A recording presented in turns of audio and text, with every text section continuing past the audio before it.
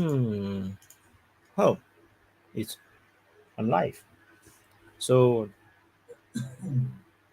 let me check. How do I provide the link for you guys? And also I need to put on my earpiece. Give me a while. So let me check. How do I provide the link for you guys? So I need to put on the earpiece.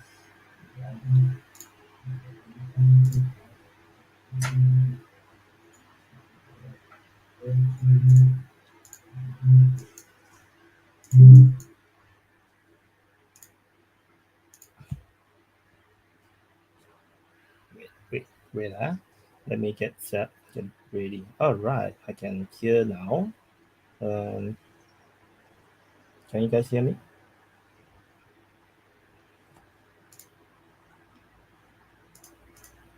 Okay, hello everyone. This is Defense Politics Asia, and this is the open mic. It's actually being telecast live at the same time on two different DPA channels. It's on the main channel and the DPA IRL channel. So let me find the link how you guys can join this invite.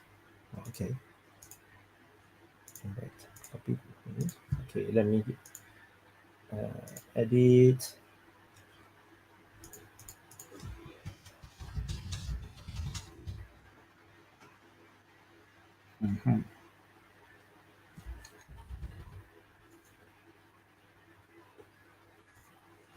Edit.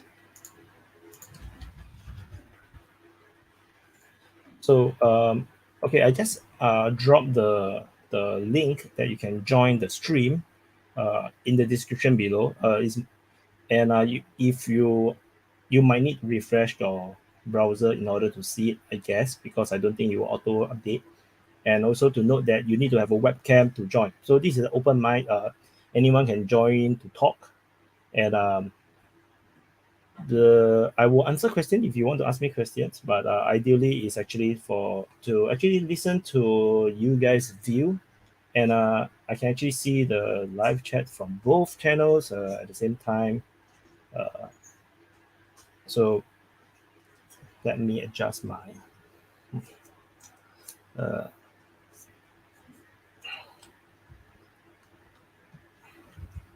mhm. Should be better, I guess. Whoops. Okay, so I so anyone want to join the stream? You have to have a webcam. You must appear to see your face because it is basic responsibility to be responsible for your own speech. So you need to show your face. So that's the reason. So um, so let me show this one. Show. So I just want to also tell you that you do please go to the DPA IRL channel and subscribe because this stream will only be available, the recorded version will only be available on the DPA IRL channel. It will not be on the main channel, although this is actually being streamed live in the main channel. So anyone want to join? I haven't. So this link is in the screen here below, right? It's in the screen, right? Let me check. Yeah, okay, I can see it on the main channel. Let me check the DPA IRL channel. Should be there. DPA IRL filter channel. This one go live. Yeah, it's working perfectly. This is the first time I used this platform, Streamyard, which was being used by the Mazarin Geopolitics, which I have been joining a few times already on their sessions, their discussions and streams. So, so I thought that they give it a try. So, the link is actually in here if you want to join. So, anyone want to talk?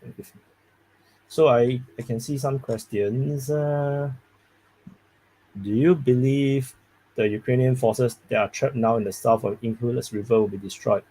I think they will surrender. I don't think they will be destroyed, but they will be hammered to the point where they will give up. That's what I think will happen. So I wonder if anyone want to join the stream? Cannot be. This one is I talk to myself, right? So hello, hello, Jaren. The hobo. So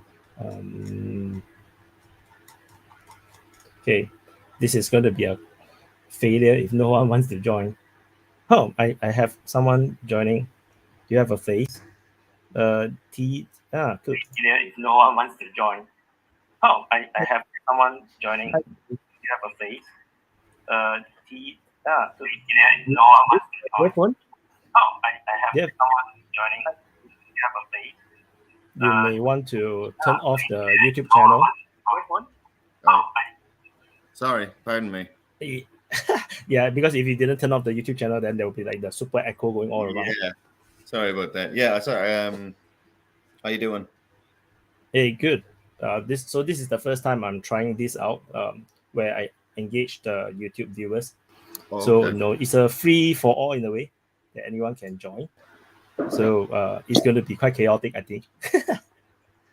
I suppose I should ask you a question. Sure. We can also tell me what you think about the war so far, because it's 200 days already, 200 over days. So yeah, I just want to to have this open mic session. Let everyone to share their views, because I know some people have very strong views. Some people don't agree with me. So where did you expect on the 24th of February of this year? Where did you expect the war to be by now, and how is that different from what's currently happening? So on the 24th, it was a shock to me. I never expected Russia to actually invade from the north and the south.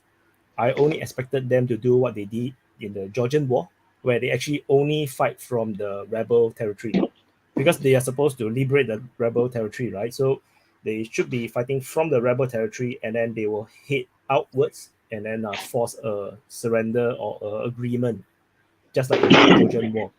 But I think I underestimated the power or the strength of the Ukrainian military. It's much bigger than I thought as well. So maybe that's why the Russians actually have to invade from other points, because the entrenchment along the entire Donbas area is really too strong.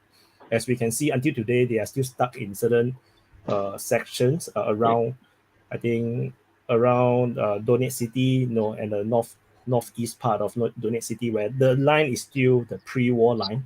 The entrenchment is still the same entrenchment. So they are still stuck there today, which means that should they actually only attack from the rebel area, they might actually get stuck. Which is why some of these pro-Russian analysts, they say that the northern front is actually to divert forces, the Ukrainian forces.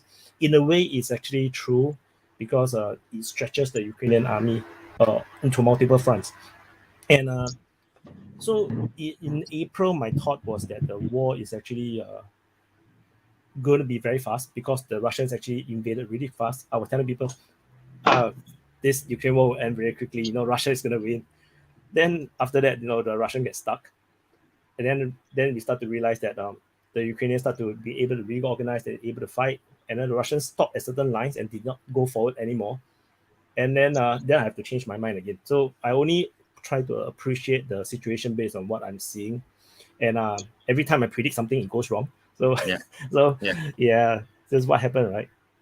That initial drive towards Kiev and through the Sumy region as well. Which narrative do you believe? Do you believe the narrative that it was an attempt to collapse the government in Ukraine, or do you believe the narrative that it was just the more pro-Russian narrative, which says it was just there to draw troops away from the east? Actually, I believe that in the beginning, they thought that it would be a Crimea situation. So if they march in, maybe the forces, the military will just give up. The population will just give in, and then the government, maybe Zelensky, because Zelensky was an actor, he was never known as a very tough politician. So maybe he will just negotiate. And I think that's the main purpose of the charge all the way to Kiev in the first week. And apparently, then they even tried to send some military into Kiev itself, and then it got fought back. So I believe there is a footage of a tank going into the northern part of Kiev, and then they were like fighting against it. Then after that they either withdrew or got destroyed. Then after that they just hold that position, encircling the northern part of Kiev, and then that's when they start to change their plans. They just want to hold the line and then becoming to act as a diversion force, because they don't have enough military to actually conquer the entire north. So I think that's what was happening. So it's never really one plan. So like many of the analysts say it's one plan. They are very like black and white. I don't think it's that case. It's always like okay, this is the number one plan, then number 2, number 3, number 4, number 5. So depending on what is happening. So the priority will be this, will be to force a quick negotiation, which is why immediately after the invasion, Kremlin already call on Kiev to negotiate immediately on the first or second day. They will say let's negotiate, even though that the war has just only started. And I believe that was the reason. Then so I like to use this analogy, like we go to watch the movie. So we say, hey, let's go to the cinema, let's watch Top Gun. So but if let's say there's no seats, then hi Vaun. Hey, I've been watching your show since probably the beginning, pretty much. I mean, as soon as I was just trying to find a lot of people, that were covering it, and I could tell you I didn't expect the war to be going on this long. I figured it would have been over by now. Agree. I agree. Me too. I mean, I will say this: I'm an Army vet, and I was on the M1 tank, and I always find it funny when they talk about, for me personally, for the Ukrainian army to get a hold of an M1 tank is way higher up as far as an amazing unicorn than they'll get F-16s and A-10s before they'll get an M1. And that being said, I don't support Ukraine at all. I think the war was completely avoidable. They've had 20-something years to make a deal. And now that it's started, I just hope Russia finishes it strong. And I'm an American and I'm a vet and I'm proud of my country. But you know what? If we need to be put in our place, then we need to be put in our place. And I'm sick and tired of elite people. And it's not just the American government, it's governments around the Western world. I'm 50-something years old. And since I've been 20, my country's been at war in the desert. And it's just, the shit's getting old. I don't want my oldest son was in Iraq for 9 months. My second son didn't join the military, thankfully, but and you look at all these young men in Ukraine just getting blown to pieces. I mean, Russians, Ukrainians, it's horrible. And it's all for a cokehead and a old pedophile. Hi, Albert. Hi. Well, I do not agree with him because I'm pro-Ukraine. And I'm from the Netherlands, and we have some beef with Russia because they shot down the MH17 plane. So in 2015. So the war for us started 8 years ago, and we look at the Russians as the aggressors. And I'm also not very sure why Russia has been attacking. They could have negotiated a deal with Ukraine, that Ukraine would not join NATO for like 20 or 30 years and hand them back to Donbass, and it would have been fine. Wasn't that Minsk 1 and Minsk 2? I mean, wasn't that discussed in Minsk 1 or Minsk 2? I mean, we've had 20-something years of agreements, promises, treaties, whatever you want to call it, and here we are. So, I mean, I don't know what the Russia's supposed to negotiate with. Well, I mean, they could have, doing a negotiation is better than losing a ton of Russian men. Oh, exactly. Losing a ton of equipment, because the Russians are really hammered for equipment. It's like the loss they did in Kharkiv region. It's just I'm gonna let you massive. in on. I'll let you in on a little secret. I was in the army in the '90s as the Soviet Union collapsed, and the West, especially the United States Army, has been living off of the surplus storage of military units from the Cold War since that time. Yes, We but don't the build Russian- anything new. We hardly replenish our stocks. We're running out of stuff. We were running out of stuff in the second Iraq War. We've been running out of stuff all through Afghanistan. Don't think for a minute that we have a bottomless pit, because we don't. We've been living off that fat hog of the Cold War for 30 years, and guess what? The chickens are coming home to roost. Can I ask Wyatt a question? Sure. From your, Can I just ask what the winter is going to help which country now? Winter will be helping which country? AK and Gagan. So anyway, hello. Hey. Yeah. Sorry, TD, can you ask again? Sorry. yeah, sorry. I just wanted to ask, winter is going to help which country? Winter going to help which country? I think both countries will have it just as hard. So I don't think it will help anyone. Yeah. I was Will going to it be ask. more difficult to attack or defend? Can you let TD finish his question first? Yeah, I was Sorry, I was just going to ask. So since the Kharkiv situation, like obviously Russia was fairly thinly manned in that area, which shows that they have a problem with manpower at the moment, which is what a lot of people have been saying for a while. So they're in a bit of a tight spot, and I was going to ask Wyatt, from your perspective, what options do you think they have, and what is the best option to take? I don't think they. Okay, so the Russians have been fighting on a very limited budget, limited manpower, so they are very keen to keep on it, and they are not planning to have more troops as much as they can. Although the sentiment within Russia seems to be changing because they are very pissed off with the Kharkiv situation. There's some sound.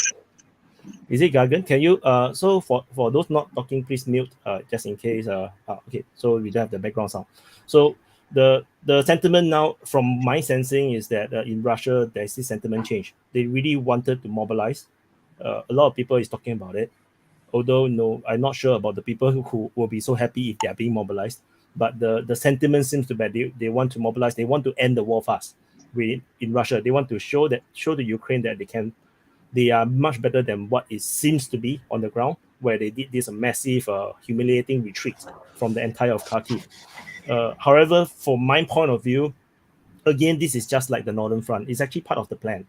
It's like, when you go and watch a movie, if this movie is not available, we plan to watch this movie at this time. It's not available, let's watch the other one. If this is also not available, let's go bowling. If the bowling lanes are all full, then okay, just let's go and eat. That kind of planning, like normal human beings will plan in this way. There's always a priority, what's first, second, third, fourth. Ideally, they would want to hold the Northern Front. But you see, around 2 months, 3 months in, they cannot hold the fronts anymore because the Ukrainians are actually pressuring them in too many points where they do not have enough troops. So they instead just decided to just withdraw from the entire area, move the troops to another war zone that they can use the troops better. So similarly, Kiev situation I think it's very similar, where the Ukrainians finally mustered enough troops, despite all the bombardments, the artillery strikes, the missile strikes, and they managed to now push.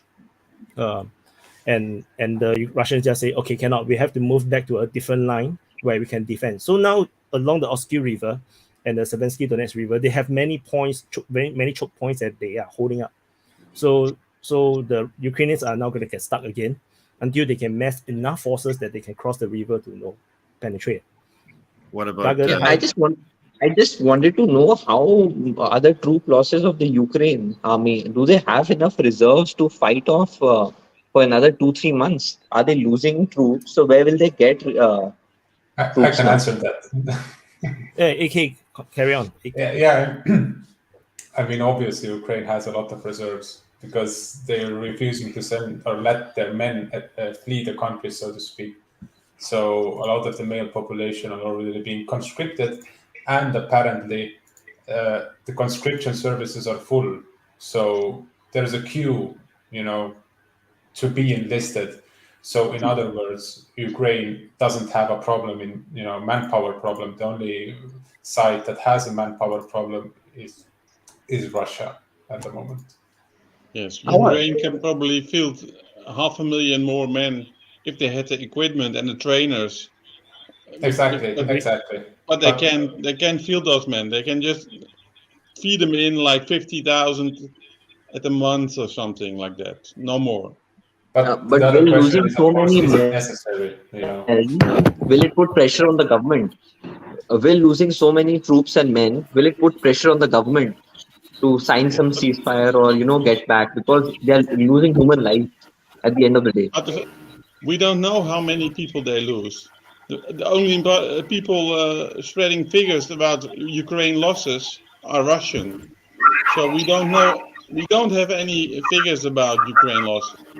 Gagan, I can also answer that because it's far more difficult for the Russians in this case, because for them it is still a special operation. For the Ukraine, it's a war. It's a different circumstance, and if Russia would have to mobilize, then they would have to admit that they're in a war against their brotherly nation, so to speak, or brotherly, So it's a more difficult, I'm from Estonia, by the way. So. Can I say something? The worst part about mobilizing is that they kind of have to admit that the special military operation is kind of not going so well. You know what I mean? Yeah. So that's pretty not good on the political level. Do people think that they will? The last, I've been trying to hear from Russians inside of Russia what they think. The only people I have is I know some Russians, but also Russians with attitude. If anyone knows those guys, but Russians with attitude don't think that they will mobilize because Putin wants to deny that it's a full scale war. He wants to keep it separate, keep it professional. It's like how America was able to keep a war in Afghanistan for 20 years because it was all professional. It was all, professional military men in Iraq and stuff like that. But once you start doing enlistment and conscription, you'll get a situation similar to what, once you get conscription, the clock is on. You're against the clock then, because people won't have, normal people, non-soldiers being dragged out of their lives to go fight in a war. But do you think that he will bring in conscript or declare war and start sending conscripts? No, I don't think. How you can train the conscripts before the winter comes. So if he starts conscripting now, you can maybe put a few people in the fight, but most will come after the winter. What about just reservists at the moment? I mean, they're trained up to a basic level, so they have as much training as probably most of the guys in the Ukrainian army by now. Yeah, but do you guys think Russia needs to conscript? No, they don't. They need to retreat. No, I don't think they're going to do that either. The thing is that if Russia, hypothetically speaking, if Russia wants to be successful, they need to mobilize. They need to open more fronts. They need to use their reserves that they actually have. But at the moment, they're denying it. They're in denial, so to speak. But I'm pretty sure that if they declare war, properly, full guns blazing, then I think Western support will also increase in that sense. Yes. I mean, what about the? I've seen it for the last few months, and I know it's probably not in the scheme of things a lot of soldiers, but I have seen a lot of stories about volunteer being put up in different parts of Russia, and I'm just wondering how many of those. Because those units, they look like they're getting a normal training regiment to where they're not being rushed. So, these guys will be coming on at different times. I want, not including the pictures that are starting to come out where the Wagner's recruiting in prison. Then you think about the foreign guys maybe coming from Syria. I wonder how many of these guys have actually added numbers to them as far as ground fighters and these volunteer battalions, if anyone knows how many of those guys are coming on. And also, here's a little theory I wanted to throw out. You know how they talked about how all this aid from Ukraine going to Ukraine is not making it to the front line. Only 40% or 30% is making it. how do we know that wasn't a big misdirection and the Ukrainians were siphoning that material off for these offensives and then putting it out there that it was getting stolen or destroyed or sold? I can actually maybe defend it. I mean, in a sense that it started with 1/3. It started with 30% goes missing. Now it's 60% goes missing. So yeah, that's what I'm saying. It's like, did they, I'm sure there's a problem with stuff getting stolen, but is it really that high? And is it just like, oh, we're losing all this shit, but really they're moving it over here and getting ready? I think we will lose a lot of javelin type things, things that are easy to steal. But they're not losing HIMARS or. Yeah. They're not losing tanks and HIMARS, the big ticket stuff. I'm just saying. I mean, I wonder how much of that is just misdirection. They did lose 2 Caesar howitzers, that were sold to Russia, probably. At least the story goes around that 2 Caesar howitzers were sold to Moscow. I don't know. I kind of think if that was true, that they would show that at some point because it would be embarrassing to the West. But I'm not saying they didn't buy them, but it just seems like something like that happens on either side. That's a big PR victory that you'd want to put out. It is a rumor that goes around. So I just want to say hi to Juro and Joshua. Welcome to the stream, and William Dai. So I think I haven't said hi to you. So this is open mic. Anyone can join and just talk. Just don't quarrel because it's live. It's not. You guys think the Osco thing is still going? They're still trying to hit Osco one more time? I mean, you mean Lehman? Near Lehman? No, that river on the I think on the western. They're still trying to cross it. Yeah, they are. I mean, I heard all the bridges got knocked out, and I would think that the Russians sitting on the other side, it would just be suicidal. I mean, unless you knew there was an open spot. At this point, it seems like you're, take what you got and hold it, because they're probably going to come right back at them. Exactly. I mean, Ukraine took a massive amount of land, and they really cannot overstretch. They're like, they're super thinned out. So it wouldn't be wise to cross it. But there are rumors that Bilohorivka has been crossed, and they're trying to, encircle Lyman, so to speak. But they're probably not going to go over Roskilde, so to speak. I heard they might even try to go from the way north, where it's only a stream, but that's shady. Yes, I think I heard they went up from Bilohorivka to Kremina. My latest information, I do not know yet. I don't think they have reached Kremina. But Kremina, that was not occupied at the time that they crossed, but now Russians have come back to it, so it's now occupied by the Russians again. But the city was not occupied, so they thought they could easily take it, and they cut off the road to Lyman. But it's all Twitter rumors, and the most pro-Ukrainian Twitter rumor I see is War Monitor. But I think the Ukraine will not attack Lyman because it has no use to attack it. I think they will just surround it and make the troops surrender, like they did in the first city in the Kharkiv offensive. Chernihiv? No, Baili. No. Yeah. Up north, who knows? Can I say I really appreciate Wyatt and his efforts to with his maps and with the work he's doing, because there's not a lot there's not a lot of people covering the conflict who genuinely try to make an effort to just be factual.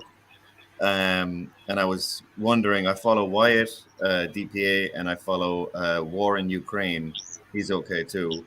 I was wondering if anyone else had any other people who are good, and maybe Wyatt. I know you take a lot of stuff from Rybar, and obviously you've done other stuff before, and you've talked to other kind of creators as well. But if there's anyone that you recommend? I think military summary is one.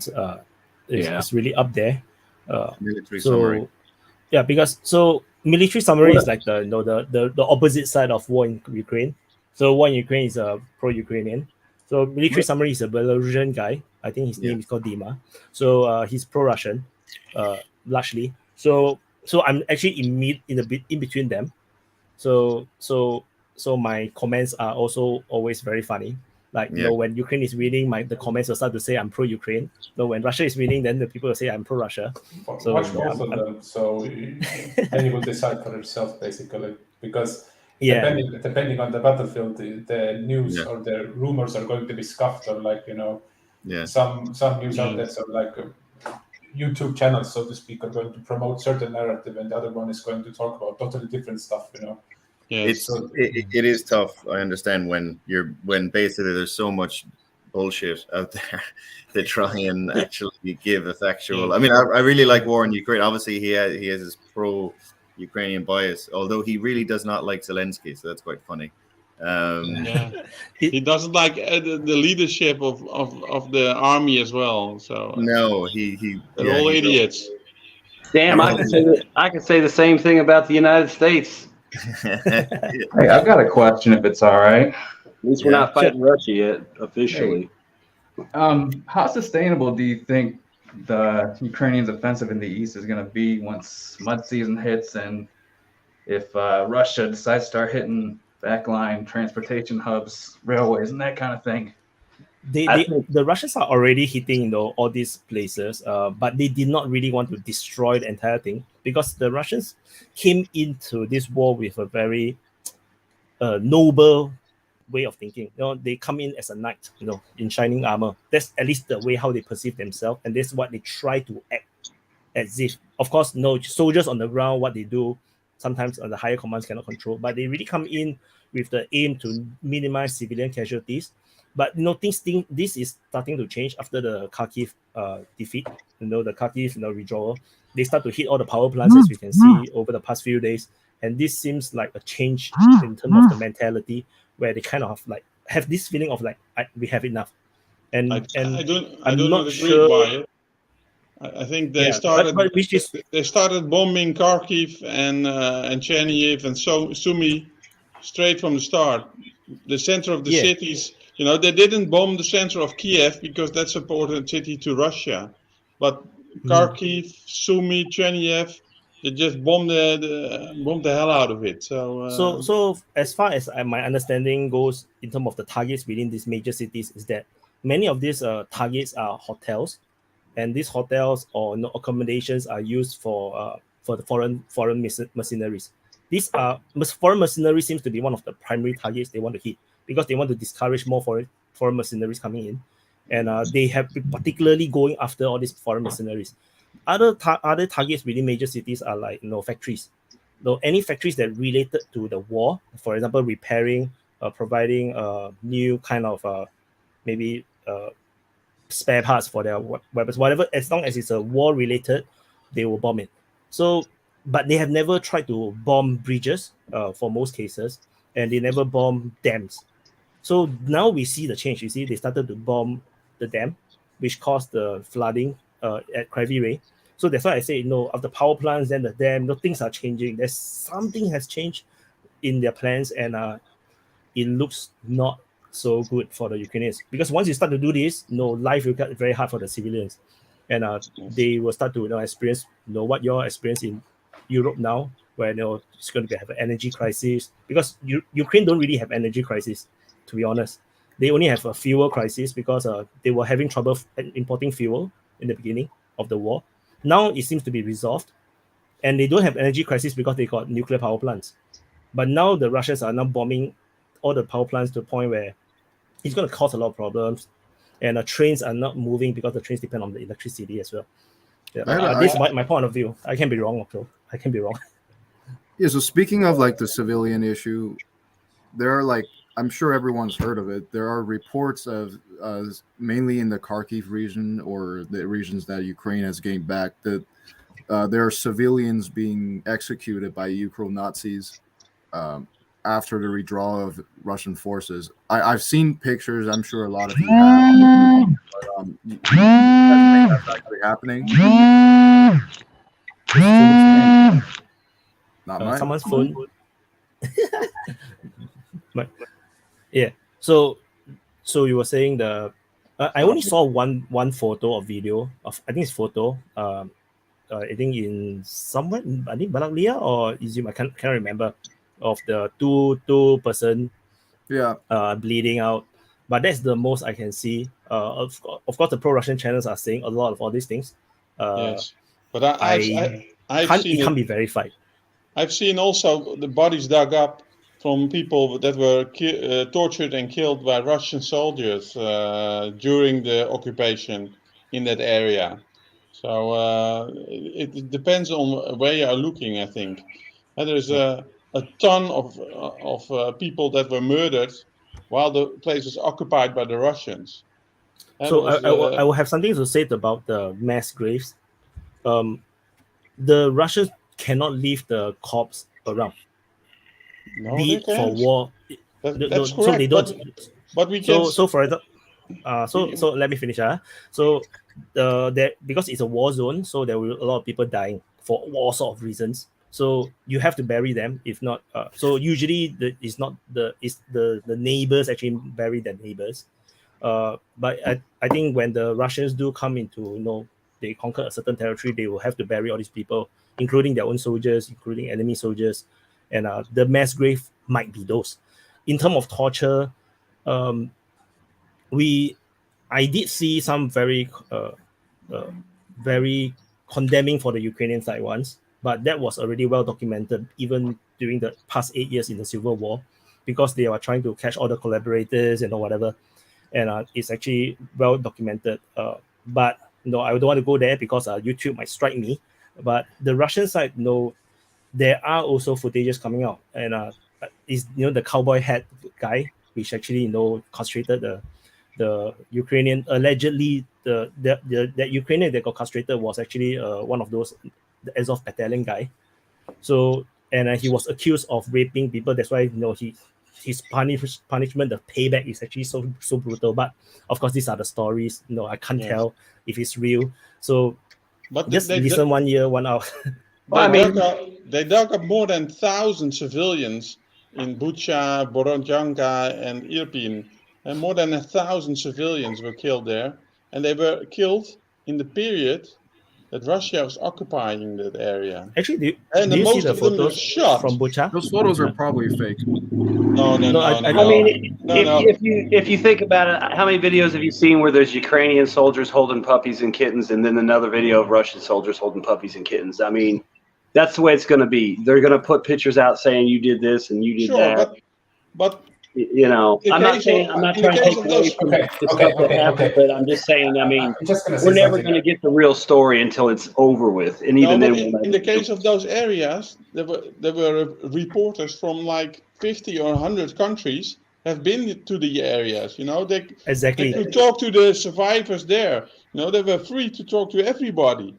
Didn't Russia ask for an independent investigation with the UN and Britain blocked it? I think I remember that happening. That's what I'm saying. They wanted their investigation and it was blocked. And what I'm saying is, it's like we're saying that they're saying we're getting transparency because so and so went, but so and so can't go. So it's a war. Shit happens. I mean, I'm not trying to take away from people being killed unnecessarily, but we're never going to get the truth. I mean, hell, do we even know the truth of what happened in World War II 70 years later? I pity the poor people who live in Eastern Ukraine. Oh, yeah. It's going to be bad for everybody there. So my point of view is that always be mindful when a sovereign invite a lot of reporters and media to a specific place. That means they already prepared it for publicity. Usually that's the case. Even if it's the Russian side, it's the same thing. For example, the IAEA visit to Zaporizhzhia nuclear power plant, they invited a lot of media that are not unfriendly to Russia. For example, the Chinese are there. I think some other medias are there also. A lot, I think 100 over. So every time this kind of things happen, they are taking the opportunity to do publicity. Bucha is, when you see the reporters all across the streets, that is just so wrong, because there is so. If let's say the Bucha massacre is true, why is it only at Bucha? It should be It across was not the entire only in Ukraine. Bucha. It was in Irpin. It was in Borodyanka. Exactly. It was in the other There was no places around there. footage of that? There were at least 6 towns where there were mass graves. So Irpin and Bucha is just next to each other. So the mass, there will be mass graves definitely in that region, because that is the location that had the fiercest fighting in the Kiev front. So because that's the part where they both sides cannot get through each other. They have been exchanging grounds between Bucha and Irpin for the entire month or two. So, but the problem is, if the massacre is a Russian thing, you see, then you will see it in every single town. But of course, no, all this is based on from a very macro picture that I'm looking down. But they didn't. They haven't held a lot of towns, the Russians. Albert, I'm just going to say that the thing is that true or not, the fact still is that the most of them, like, it was a siege. They were stuck there for like a month. It was pretty brutal warfare there, right? Regardless of what happened, right? I personally do believe it happened, but maybe not to that extent, but I do believe it happened. But the thing is that the men who were stationed there, mainly from, far east of Russia, tend to be less civilized in that sense. They're different people. They're not the Muscovites or the same, or the clean people, so to speak, as even Russia puts it like that. But like, to divert from this, massacre, maybe, because you can keep on going and going. I think it makes a deal between the two countries impossible now. There's no way where Ukraine will make a deal where any part of Ukraine is occupied by Russian soldiers, because they know what they do. No, of course, and it cannot. Ukraine has straight up goal: get rid of Russia from their territory, and that's simple as that. But will the war last another 6 months? I think the war might last years. Years. It's possible. Okay, guys. For example, you're lagging. I'm just going to maybe add one topic there. Yeah. And I will add one thing. The Ukrainians aren't Nazis. Some are. No. Even if some are, you cannot call Ukrainians Nazis. Even wherever you're from, you will have Nazis as well there. So yeah, it's really a weak statement. It's just a propaganda piece to unite the peoples of Russia, because they don't have anything else, just this fascism and 1st of May to celebrate, Yes. But that's another topic, What I wanted to ask is, what about winter? People keep saying that Ukraine is screwed, right? Winter, oh my God. But what about the Russians? Because they're in the same situation.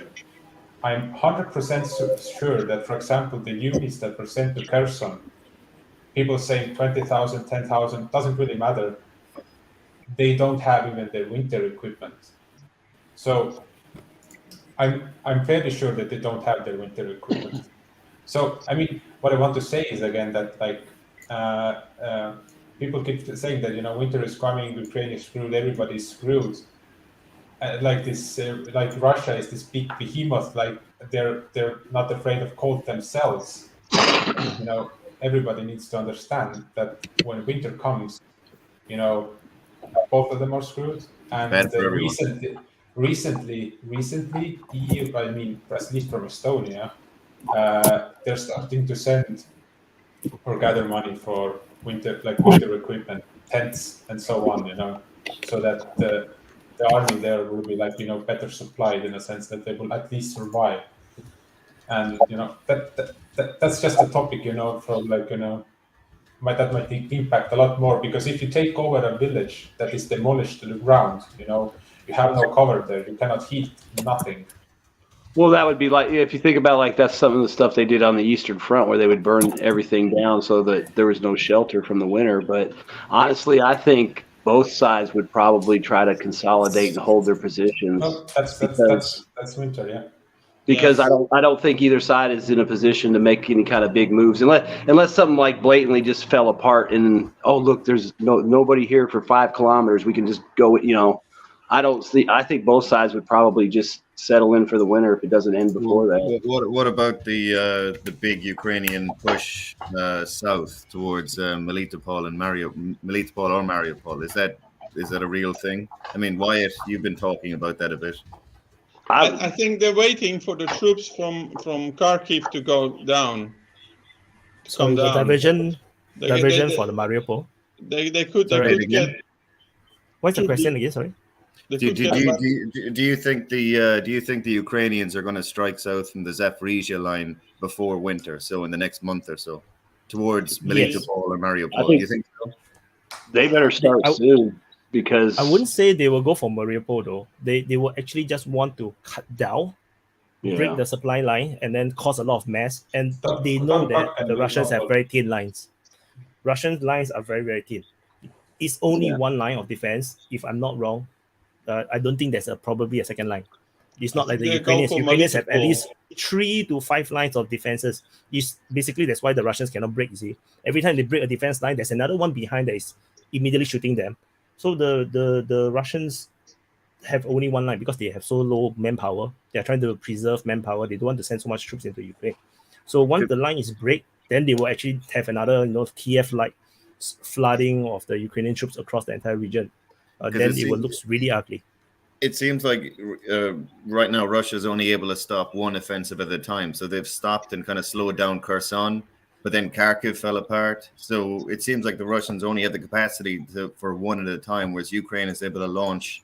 I mean, that's too extreme, though, I think. It's pretty obvious that they weren't really serious about holding Kharkiv. So I'm not sure. Maybe they tried to take Zaporozhye and they broke through there. You can make that argument, but I think we're seeing right now whether or not they can hold 2 fronts or not.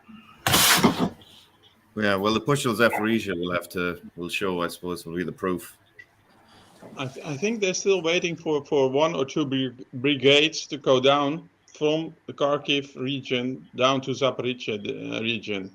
It's like 200 kilometers downwards. So they have to gather the whole brigade and then go down, and then they can support an attack there.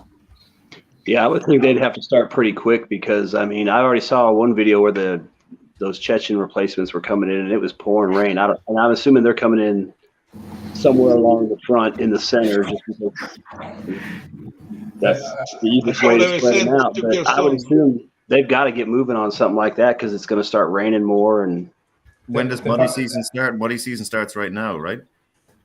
Or I thought within the next month. So, I mean, really, you want to be starting before it got muddy so you at least got some space before it turns to shit.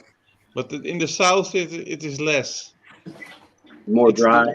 It is in the north. It is worse. The mud in the north is worse than in the south because the north is more wet.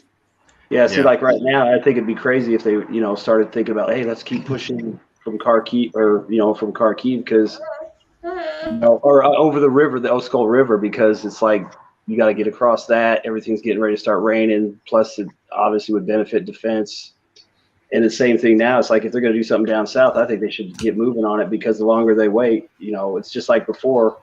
If you believe everything that went on in Kherson, they kept talking about it, and then what do you hear? All these Russian tanks come out of concrete bunkers and light our dudes up and then back up and hide, and they can't be touched by artillery. It's like the more they talk about it, the more the Russians are going to get ready. Now it could be another fake where they get everybody moving around, then they go somewhere else. But I think they're really on the clock if they're going to do something. How much trouble are the Russians in right now? A lot, because in the winter they have no cover from the modern precision artillery that the Ukraine is now using. So I think they have everything in cover now. All their stuff is in cover now, so they're not. You cannot see their shit from drones. But as soon as the leaves go, it will be an open season for long range artillery. Yeah, I mean, Plus all the thermal signatures from people trying to stay warm. I mean, there's really no way for anyone to hide at that point. You can hide in a building, but then they'll just bomb the building. I wouldn't like to sit against those howitzers, those triple M Russia's got better stuff. Well, Ukrainians have made heavy use of the forests and turned them into impenetrable defenses. So once the leaves go, they'll also be at risk. You know. That's I mean, maybe you could. Now's the time for them maybe to consolidate into settlements and villages where they have cover and just get ready to hold the position, because it's really kind of stupid to keep pushing if you're already kind of at the edge of your, because we don't know, but it seems like they keep scrounging everything together. It's like, how much more can you keep scrounging? And then are you going to fuck up and go too far and then lose a bunch of stuff? Or should you just hold what you got and try to ride it out? Because really it isn't a waiting game too, because think about it, if Russia can drag this out and Europe is punished with a cold winter and all kinds of economic problems, then maybe they get their way. If Ukraine drags it out, maybe Russia finally gives up. I mean, my question is why, given how precarious it is for either side to go on an offensive, why is Ukraine doing it? Like, there's got to be, obviously, someone's more antsy about winter coming than the other side is. So they need a win, right? They need a victory. Everyone was saying they had to have a win to keep the funds coming. So I mean, I would just go with that, since that was something I heard everywhere. I think the Hjjjj region that held a lot of their troops, the elite troops, the 93rd Brigade was there, which is probably the best brigade, was holding up Russia at Izium front. And now that brigade is free to go anywhere, which is their most elite brigade. So they really will enjoy that. There were like 4 or 5 brigades stuck around the Izium salient. Yeah. They will now free up a lot of people there. You mean Russians or Ukrainians? Ukrainians, because the Russians they left half their equipment there, so I have to correct. Away there, they're under equipped now. They have to be refitted. The Russians were able to withdraw most of their heavy equipment, especially ones that weren't broken down, because they blew up on that big river. You see the Uskil River? They blew up the dam March, April, May, sometime like that. So in a lot of places, you could just drive across. This is why the Ukrainians can just attack across. It seems the Russians were withdrawing part of their troops starting on September 2nd. And the Ukrainians knew this, and they took advantage of it. So the main goal of this operation wasn't just to seize land. It was to encircle some of Russia's best troops at Izium and capture them and all their equipment. But unfortunately, because the river was low and they spread their troops out very thin, they weren't able to capture much. But obviously, they did get a lot of ammunition, like in Balakleyev. The biggest ammunition store was in Ukraine was there, and it's not like Russia used it all. They probably have all the ammunition they need now, and they did get a fair amount of vehicles, but not. I've seen an account with video. Yeah, I saw that. I saw an account that was like 45 tanks, like 80 infantry fighting vehicles. That is like 2-3 battalions worth of material. So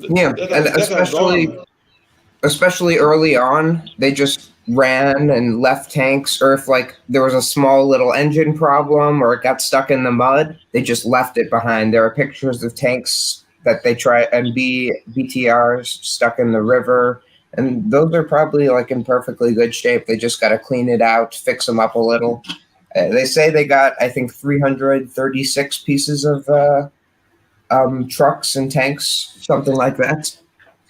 So anyone have any idea about this question? Is there an official limit for the SMO? The percentage of the Russian military fighting in Ukraine. Anyone have any idea about this question? Since they're already sending naval troops from Kaliningrad. What do you mean with SMO? Probably SMO is Special Military Operation. Sorry. Okay. Anyone? I read know about 80%. 80%. I think it's like 80% of the troops. I don't know.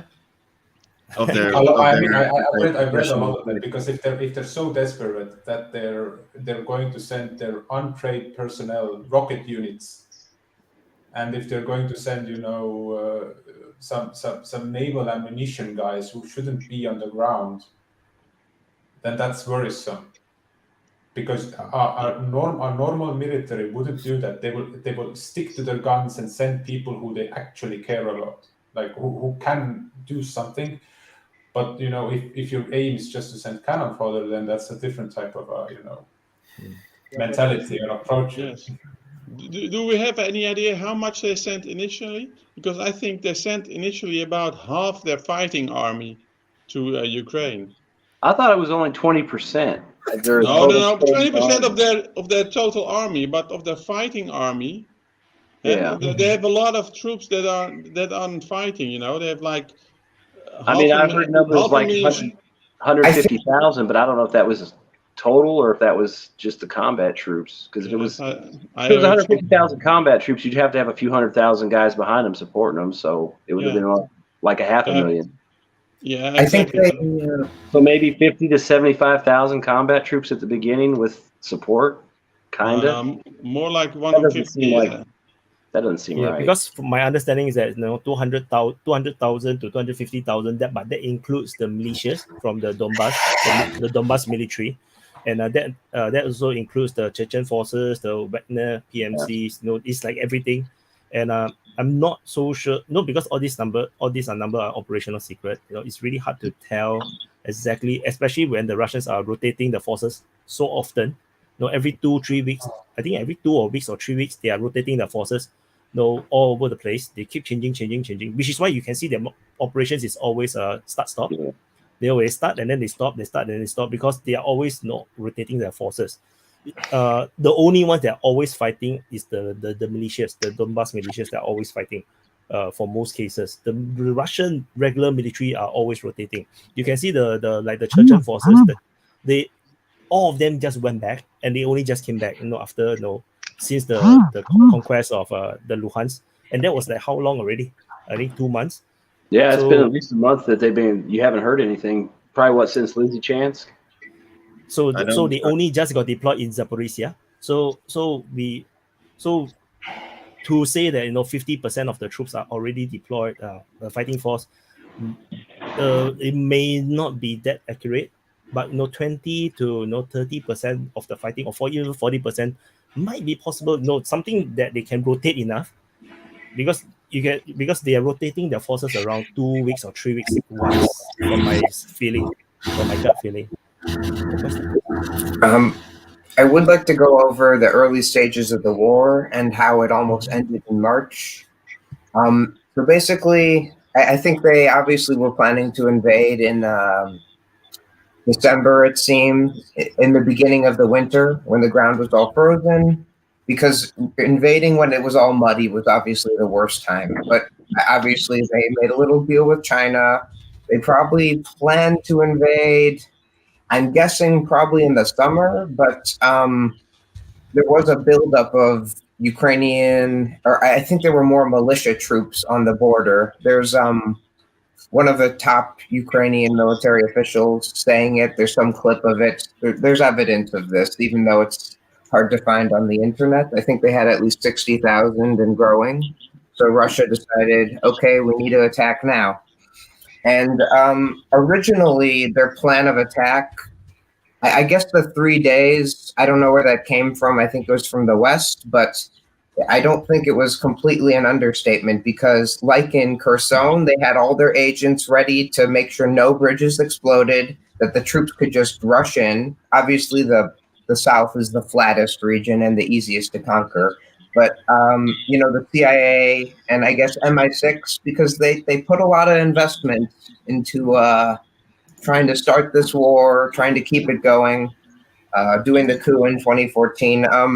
They kind of had the alarm bells ringing. They got all these militias on high alert, and they sabotaged a lot of Russian agents by Kiev. So Kiev could have somewhat folded like Kherson, and they probably would have had light skirmishes. There was a reason Russia took some of their older equipment into Kiev. They expected to lose it, but they didn't expect that type of sort of fierce resistance. And the U.S., gave all sorts of intelligence of where Russia was going to attack, where they were going to land. But the Russian goal in Kiev was never to hold the city. People, back in 2014, 2015, this conflict was predicted action for action. They predicted they'd go to Kiev, either install a puppet government or force negotiations. And I think to some degree they might have been looking for Zelensky, looking to take his head to try and find someone more easy to negotiate with. But after a certain point, it was late March, they had a peace treaty ready to go. Ukraine was about to sign it. Russia would have retreated before the February borders. Ukraine would have been neutral. They would have had security guarantees, I believe, from Turkey, United States, a few European countries. It seemed very amicable, but at the last moment, Boris Johnson came in, and he basically ruined the peace negotiations. And I know that sounds a little ridiculous, but you can even hear the Pentagon and a lot of American intelligence officials saying, this all could have been over in March if someone hadn't ruined it. You can even look at their official Twitter. And I know I've been talking for a while, but on the Buka, I've looked at every source available on the internet, and I do have a bit of a full picture. So obviously a lot of heavy fighting erupted. Certainly there were a lot of, let's say, more mafioso, criminal-ish types of Russians from Eastern Russian. And sort of the Russian way of killing civilians is, well, obviously they use rape. That's a very Russian thing historically. So there were a decent amount of rapes in the suburbs of Kiev, and there was also a lot of wanton slaughter on occasion. They just shot this person at random, and this person. But most of the civilian killings, specifically in Buka, were actually there was a report in The Guardian, and it found that especially a lot of the less fresh bodies that were clearly not executed, they were filled with all these tiny needles. So there's apparently a type of shell. I think it was used mostly around World War I. They're filled with fletchlets, these tiny needles that go in the body. What are they called? They're flechettes. It's a French round. Yeah. The ones they actually used.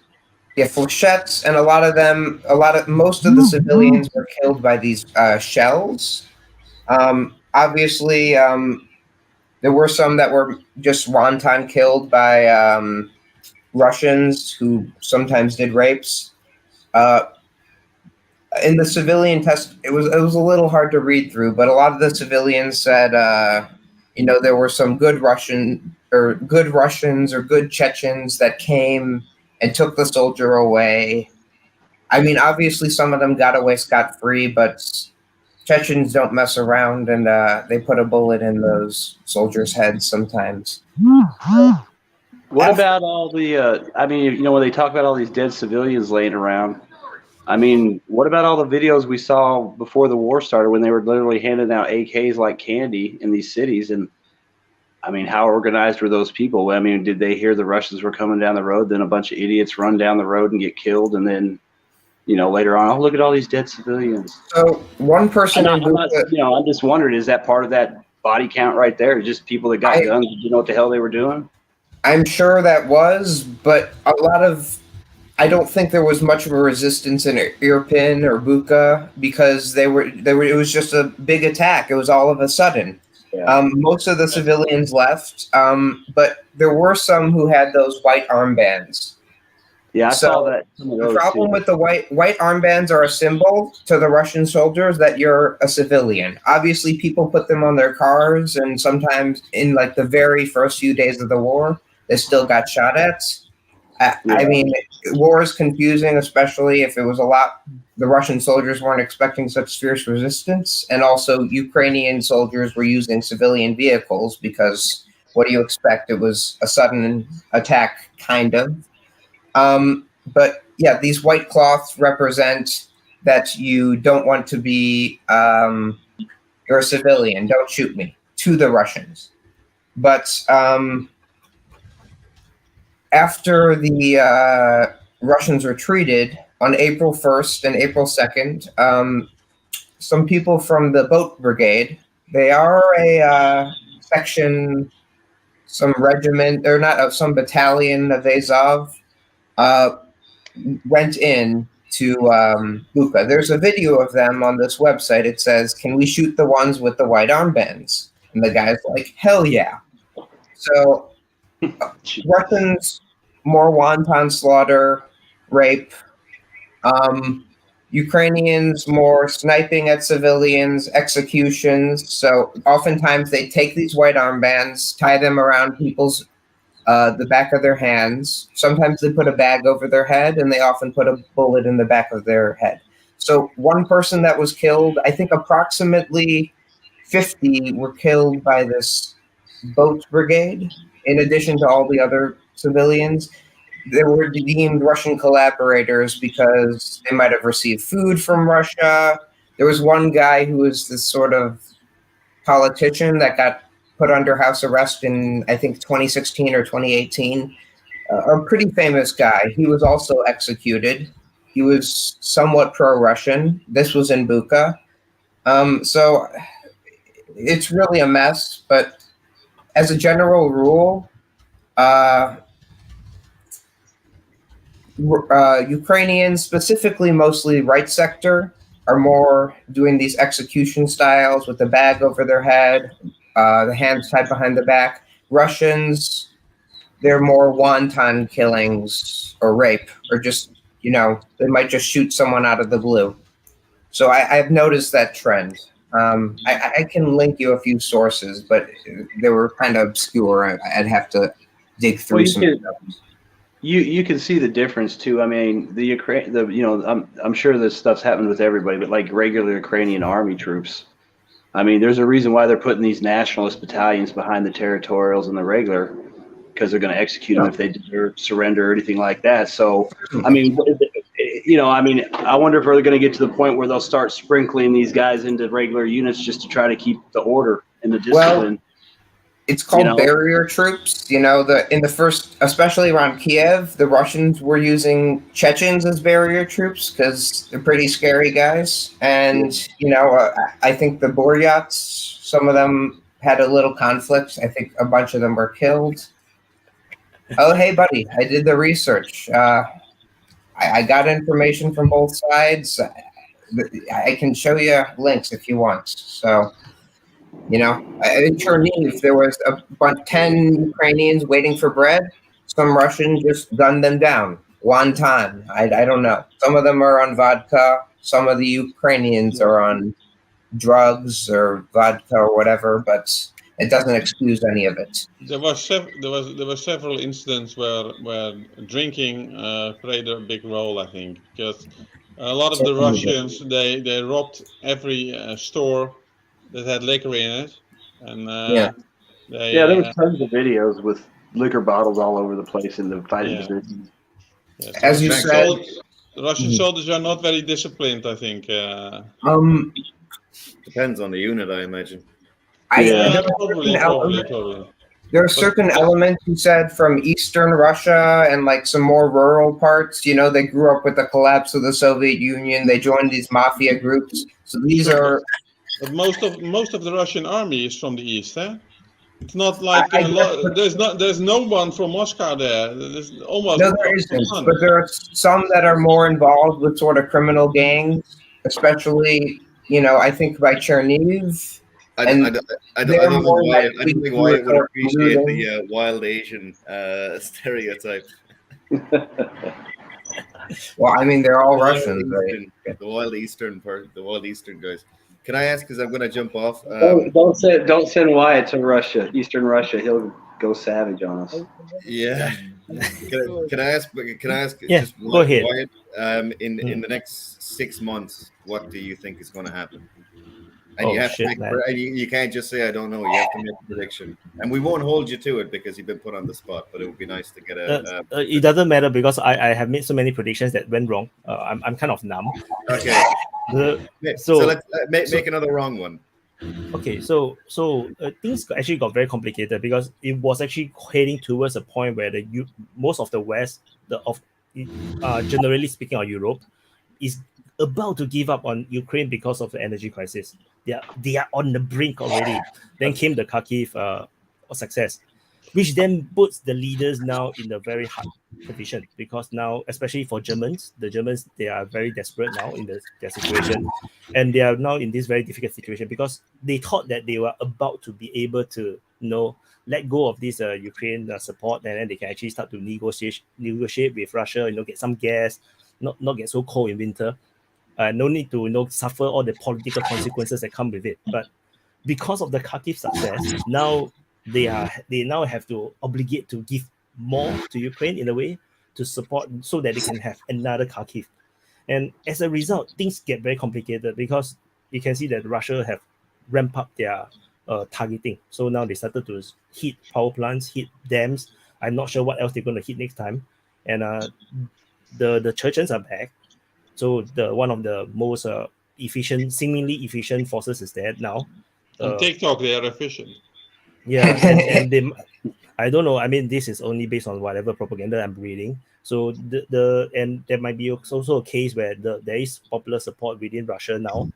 Maybe not in the majority yet, but there is some talk about they want to ramp up into a war. So it makes it really hard to predict now what's going to do because I'm still observing what is the actions being taken. For example, will Iran want to sell their oil and gas to the West? If they are not, then the bargaining chip of the Europeans will start to get lower. Iran and Venezuela, both of them have all these assets, gas and oil, are on now kind of pro-Russia and anti-West. They are in kind of situation because they have been bullied into the current situation that they are in. So things are going to get very confusing. If you ask me to predict, I seriously have no idea what to predict. I'm just going to buy popcorns and just eat popcorn and it's a report. Yeah. Or drink beer. Yeah. I'd say every single country in the Middle East,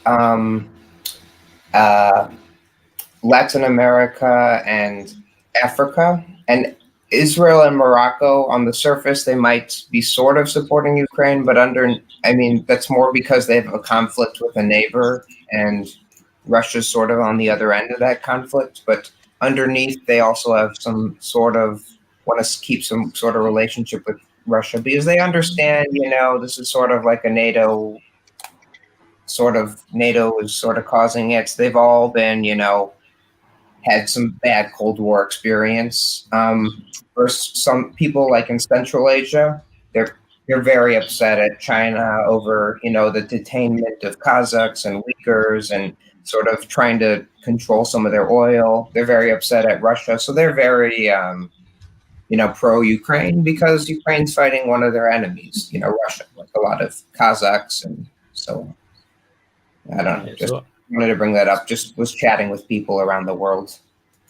So just now there's a super chat. Actually, if you believe both sides propaganda, both sides kill their own people. So it's very funny. So yeah, super chat. I have no choice. I have to put it up.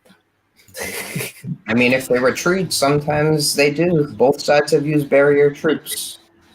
Ukraine with the Kraken in near Kharkiv and Donbass a little bit, and also the Foreign Legion, and in Kiev the Russians use the Chechens. It's an old tactic, but if you got low morale, I don't know, force them to fight. It's how it is. Yes, but I think the foreign troops for that fight for the Ukraine, they're quite dangerous as a unit because they're quite skilled troops.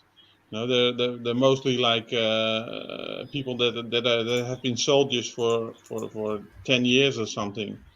They're often very skilled, and they can use the new weapons that the Ukrainians have. They can use them already. So they are very dangerous for I think they used them also in the Kharkiv offensive. Yeah, I saw some videos of English-speaking troops in Kharkiv somewhere. Yeah.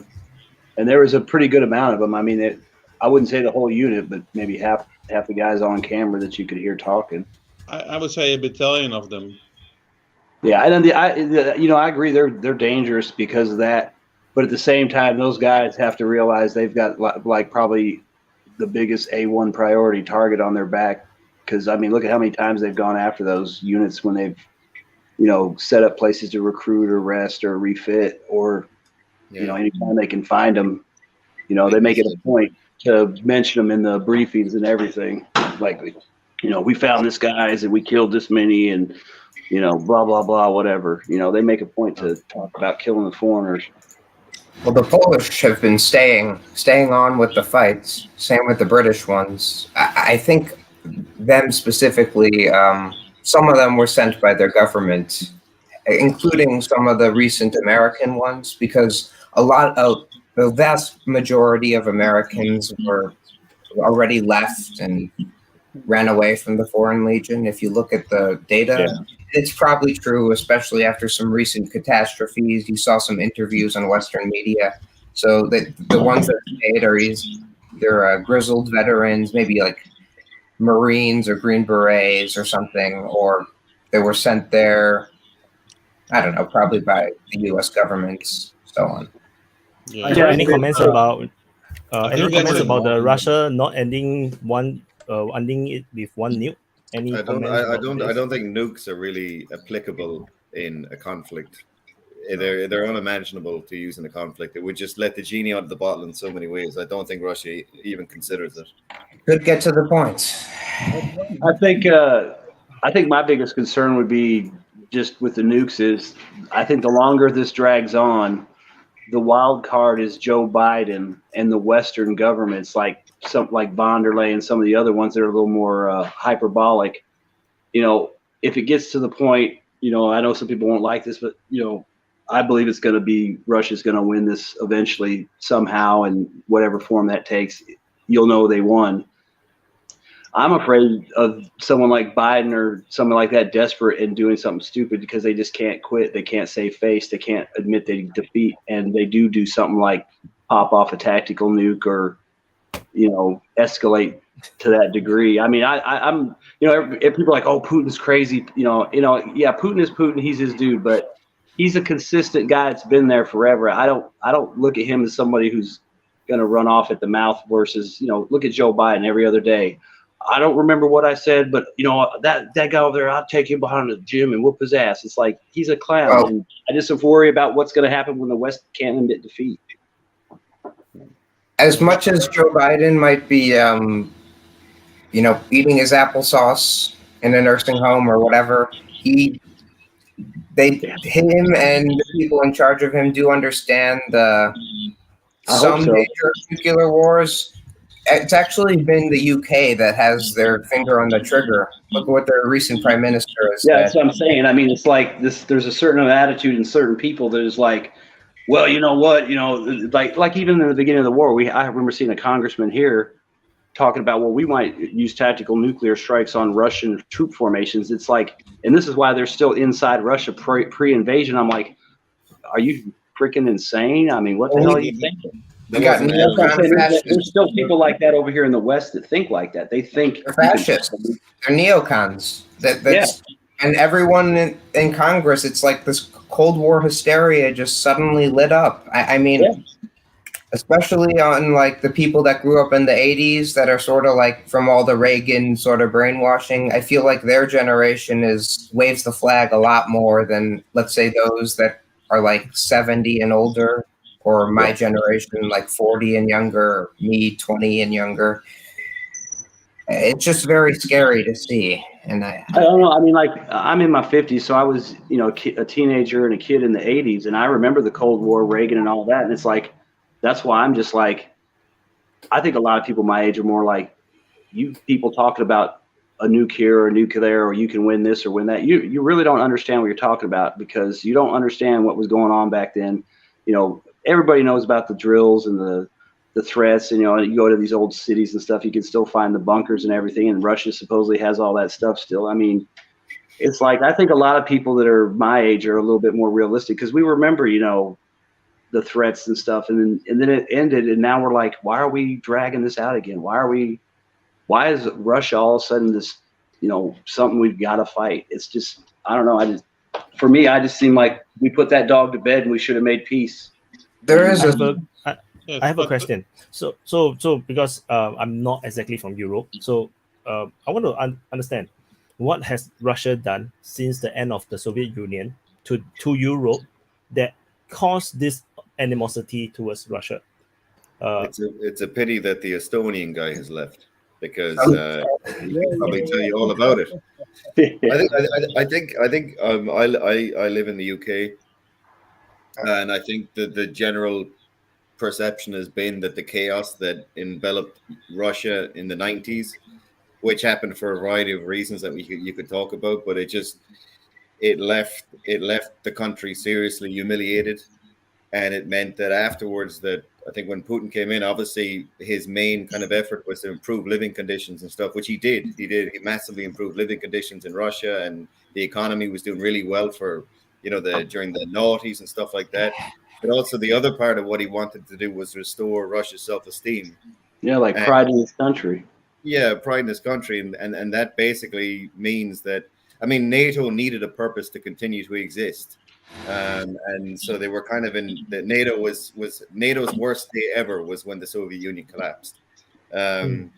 So those two things kind of came together: Putin's desire to restore Russia's pride, and also NATO's desire to find an enemy. This led to this expansion. Also, it's more historically as well. Russia has been this major power in the East, which has dominated Eastern Europe for centuries and for a very long time. And so if you're an Estonian or a Latvian or a Finnish person or a Ukrainian, you wouldn't you? And of course, their fears then help fuel NATO's reason to continue to exist. Indeed. I think, especially after this Russia first invaded, you know, or 2014, you know, all those memories, whether it's gripes with the Russian Empire from hundreds of years back, or hey, I'm going to check out. I'm going to drop off. It was good talking to everybody. Y'all take it easy. Have a good one. Easy, man. Thank you, Vaun. Thank you for joining. Hey, thank you for having us. And like I said, I enjoy talking to everybody. It was great. Join the next one.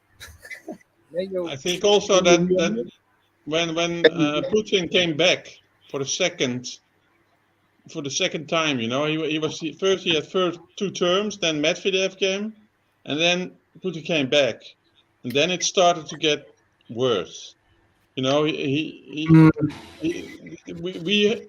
had hoped in the West, I think, that Russia would continue as a semi-democracy, but now they have gone away from that. You know, Putin rules everything now there, and he's killing people. The opposition, we don't in the West, we don't like people killing opposition. Ukraine does that too. Hey guys. No. That Ukraine does not do that. That is not. Yes, they do. They have a kill list with tons of Western and journalists. Floyd is on the kill list. Let Jurij talk. Jurij haven't been speaking. To tell you guys something. Actually, I do come from Germany, and in '92 I switched to Latvia to learn Russian. It's really true, and I wanted to tell you I did work in Ukraine, in Donetsk in 2014, and I'm a German. I'm not a Ukraine. I'm not a Russian.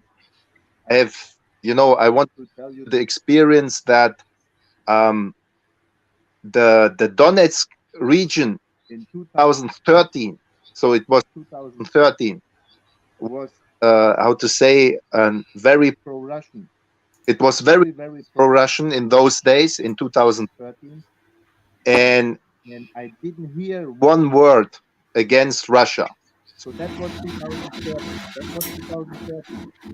And to see everything, how to say, about this war in Europe, for example, from Estonian guys or from Latvian guys or from Eastern Europe, Ukraine has a national problem. It has a problem with a minority of Russian speaker, mostly living in Eastern Ukraine, and you have a majority of Ukraine speaker living in Western Ukraine.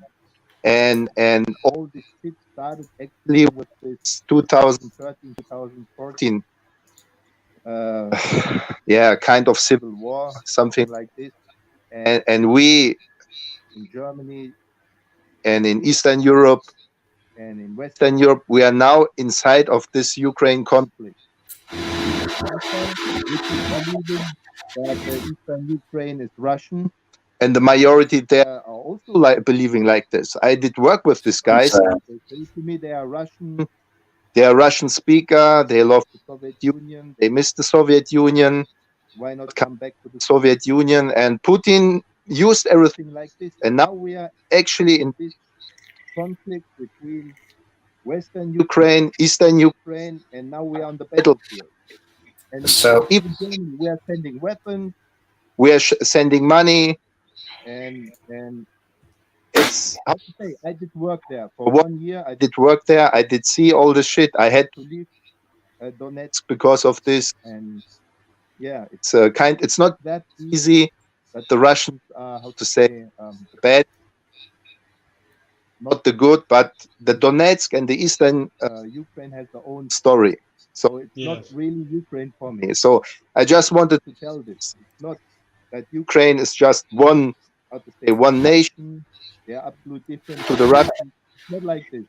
Everything has to do with the Soviet Union. Yeah, it had a lot to do with the Soviet Union. With history. Yeah. I actually have to correct you on that. A lot of it goes back to, Catherine the Great and stuff like that, when they started colonizing Eastern Ukraine, or Russifying them.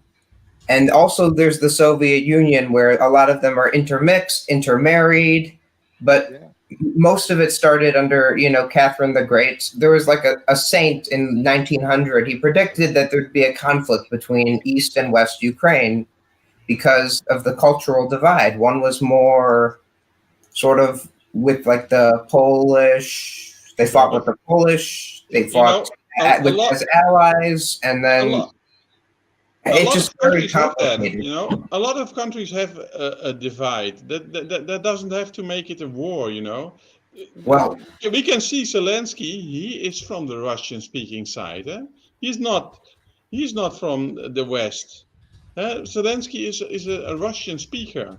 So it is not that because the country is divided that they choose always Western people, Well, you don't have to fight it, but when you have the Western Ukrainians who are historically racist, or I'm sorry, that wouldn't be the correct word. It would be ultra nationalist. I can speak to that from my family's own experience in Ukraine. Racist, No, it's true. They're some of the most racist Slavs out there.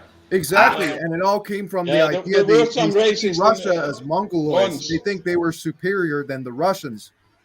No, it's not from thinking as Mongoloids. Ukraine has constantly been attacked by Tartars, slave raids. They were fighting Poland, then fighting with Poland, fighting against Catholics, fighting with the Cossacks, fighting with Russia. Then Russia was their allies. It's just a very complicated history. It goes back many hundreds of years, maybe even like 1,000 years. And yeah, but I want to go back to Albert's statement that yes, you have a country that's divided. The United States is in the same way, but it doesn't mean that we're going to go to war. But when you have one side that's clearly genociding or killing the other side, that we're suppressing them. What? That's ridiculous. In 2014, there was a Russian a Russian president, you know, and he was removed unanimously by parliament. No, he was removed by a CIA-backed coup. What earth do you live in? February, It was a coup, a CIA and MI6-backed coup. This is why wars start in a lot of these countries. The CIA specializes in fostering these ethnic tensions and these wars. I mean, they did in Syria. They do it all over the place. It's just another project. Whatever you call it, there was a new presidential election arranged for May. There was 2.5 months after he was removed from office, and 2.5 months later there was an election. And in the meantime, Russia invaded Ukraine. In response to the coup. That's what happened. You know. Yes. I gotta go, but thanks very much, Wyatt, and Hjjjj for all your coverage and all the work you do. And thank you so much. Bye bye. Bye bye. If you look at the Syria war, you know, ISIS, most of them were splinter groups. That the groups that the Saudis and the U.S. and CIA had been pumping hundreds of billions of dollars into, then the group splintered apart, and most of them joined ISIS. You know, the U.S. even allowed ISIS to sell oil to the Turkey and to run rampant. It's all on WikiLeaks. It's all CIA docs.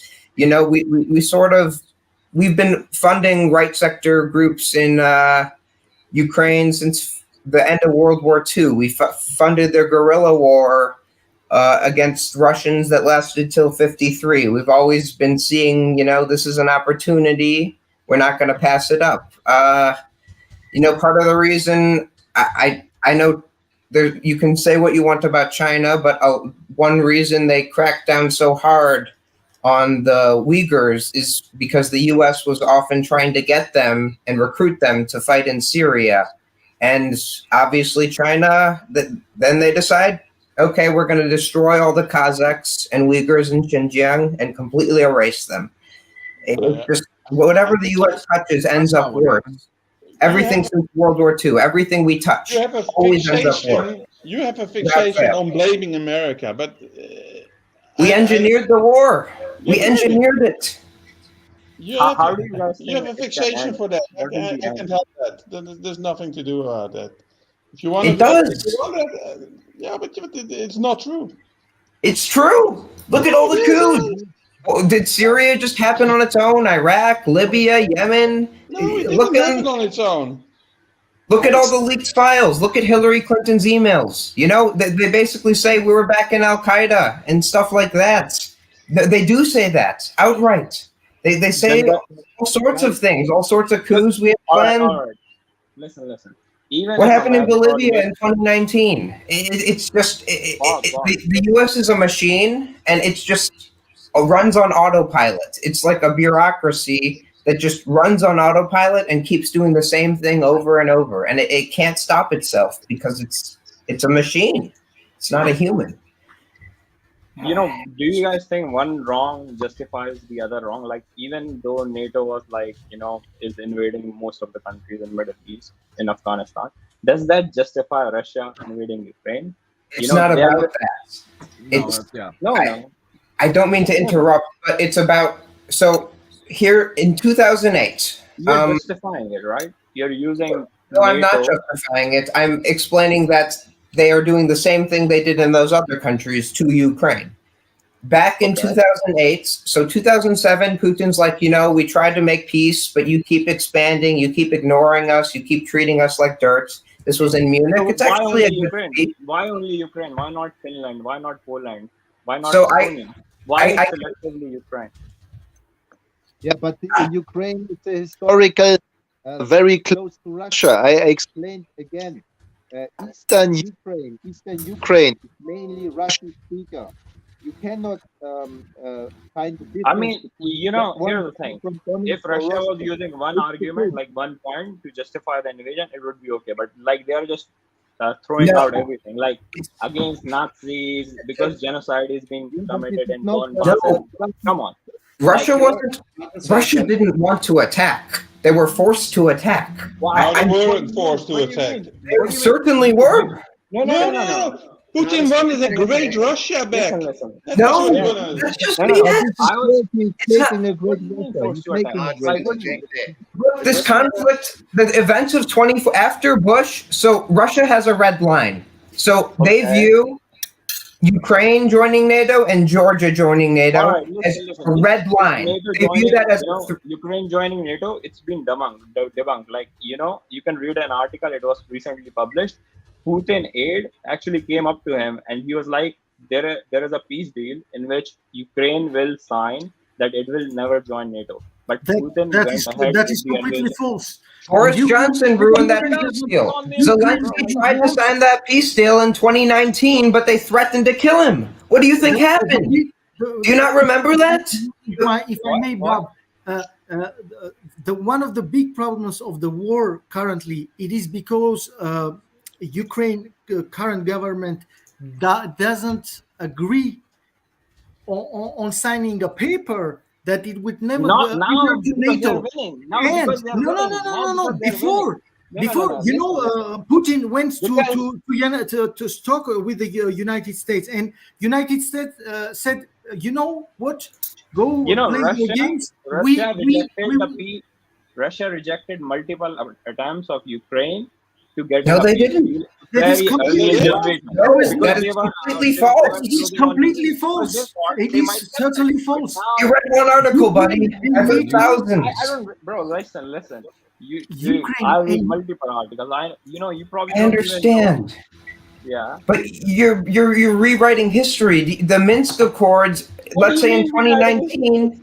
The reason they went through with was because, you know what happened? Zelensky, there are videos of him. He went to these right sector battalions on the front lines in Donbass, and he's like, it's time for you to end the fighting. It's time for you to go home. They laughed at him. They thought he was a joke. And then he wanted to go through with the Minsk Accords, the Minsk II, and they threatened to kill him. So he didn't go through with it. It's not a pretty picture. What about in March? Russia is no innocent in this war. Like, obviously, there is a fault that lies in the Western Front. But let's not, forget. They were forced. No, it's an existential threat. Forced to do anything. What do you think? I can force you to kill someone? If Ukraine falls under Western influence, it means the end of Russia. No. That's they weren't forced to do anything. They thought they had an opportunity to capture a bunch of territory of Ukraine. No, it has nothing to do with territory. Russia has enough territory. It's not a territory. It's a problem of the Black Sea. As the French. One by one, man. Okay, I'll wait. You guys speak. Wait. I'll wait. Some ground rules, right? Let the other person finish the whole sentence first. So let the person to finish the whole sentence, what they say. But of course, don't drag it forever, so that then the other person can enter. If not, I actually also don't know what you're talking about. The mere fact that we're at war means that diplomacy has failed. So the definition of war is that diplomacy has failed. There were 4 years of diplomacy that failed. If people could predict that Russia were going to actually invade Ukraine, people did predict it, action for action, exactly as it happened, years ahead of time. That's why there should have been diplomacy. It seemed like people were asleep at the wheel in the EU. This was entirely predictable, this action. As you say, there were Minsk Accords agreed and not implemented. Why was there no diplomacy? This is a failure of both the West and the East, in my opinion. Exactly. There's nobody to blame. There's nobody to blame. It is what it is. But everybody, including the European diplomatic corps, were asleep at the wheel. Now we are sitting in the situation. Now we are escalating. And now we are saying what's going to happen in the next 6 months. And that is the danger, because the diplomacy failed. There was plenty of time, 4 years for diplomacy. So this war was predicted. So in 2007, Putin's like, you guys are funneling troops and all sorts of things with your war on terror. This is kind of getting out of control. He gave a speech. So everyone in America understood that if Ukraine or Georgia were even thinking about joining NATO, that is like the Cuban Missile Crisis times 1,000. That is an existential threat. Russia will view that as an attempt of the West to invade its territory. It's a very vulnerable spot historically. All right, listen. If you look at why the thousands of years of Poland history, and all these countries join NATO, then, like, if it's about joining NATO, right? Can I like, explain? Let me explain. Why? So in Why don't 2008, it start before? Like, why wait for all this time? You know? No, let me finish. That was a mistake. So in 2000, it started in 2008. Well, it started before that, but in 2008, George Bush It is like. started in 2008, like when the NATO, I think there was a memorandum that was passed that NATO wants Ukraine to join NATO, and then Russia got pretty mad. That's what you're talking about, right? Yes, right. And George Bush did it.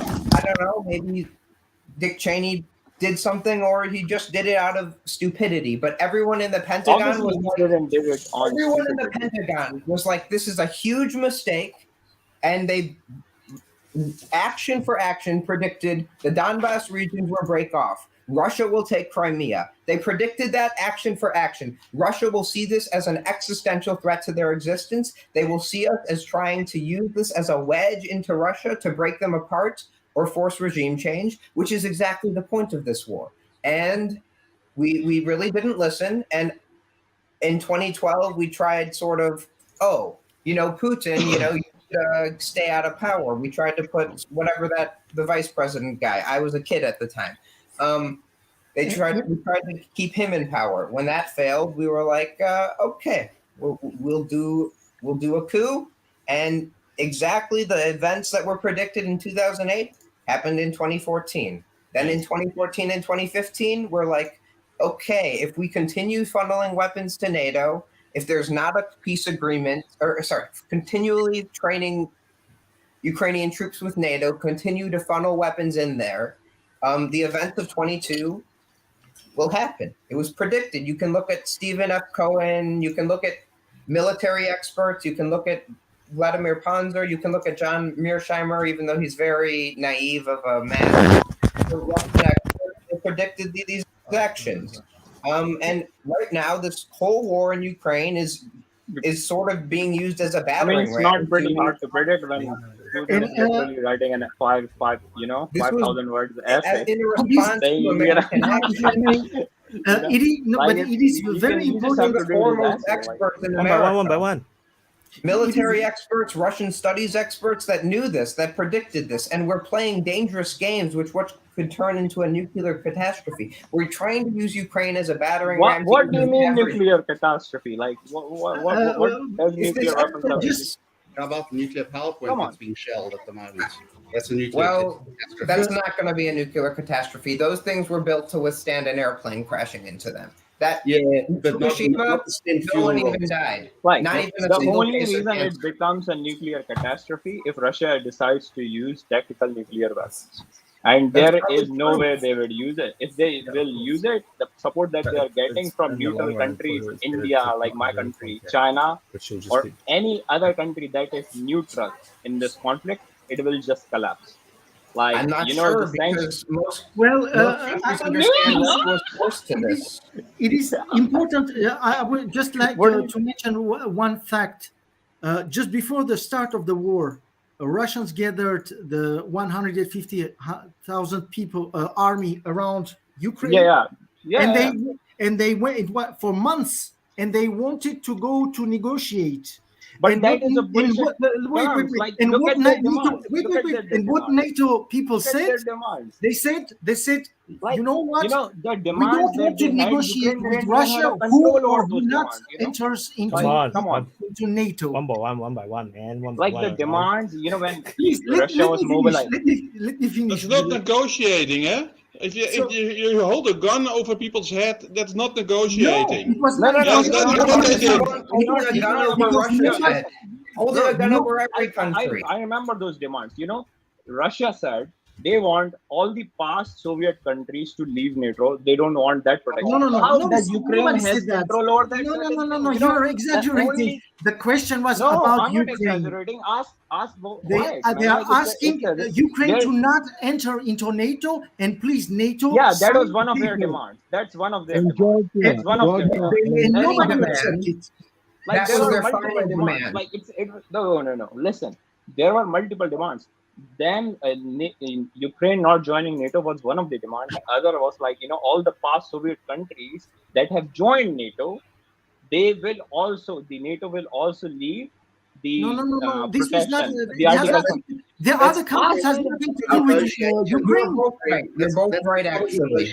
Bro, you can You're just both look it right up. Like in this thing one is nothing, respect. like you can just search it up. Like what were the initial demands that Russia imposed on Ukraine? Those were not the initial demands. And what? You asked what you said is correct about a lot of the former Soviet countries, and then you get pushed back. Okay, so let me cut in.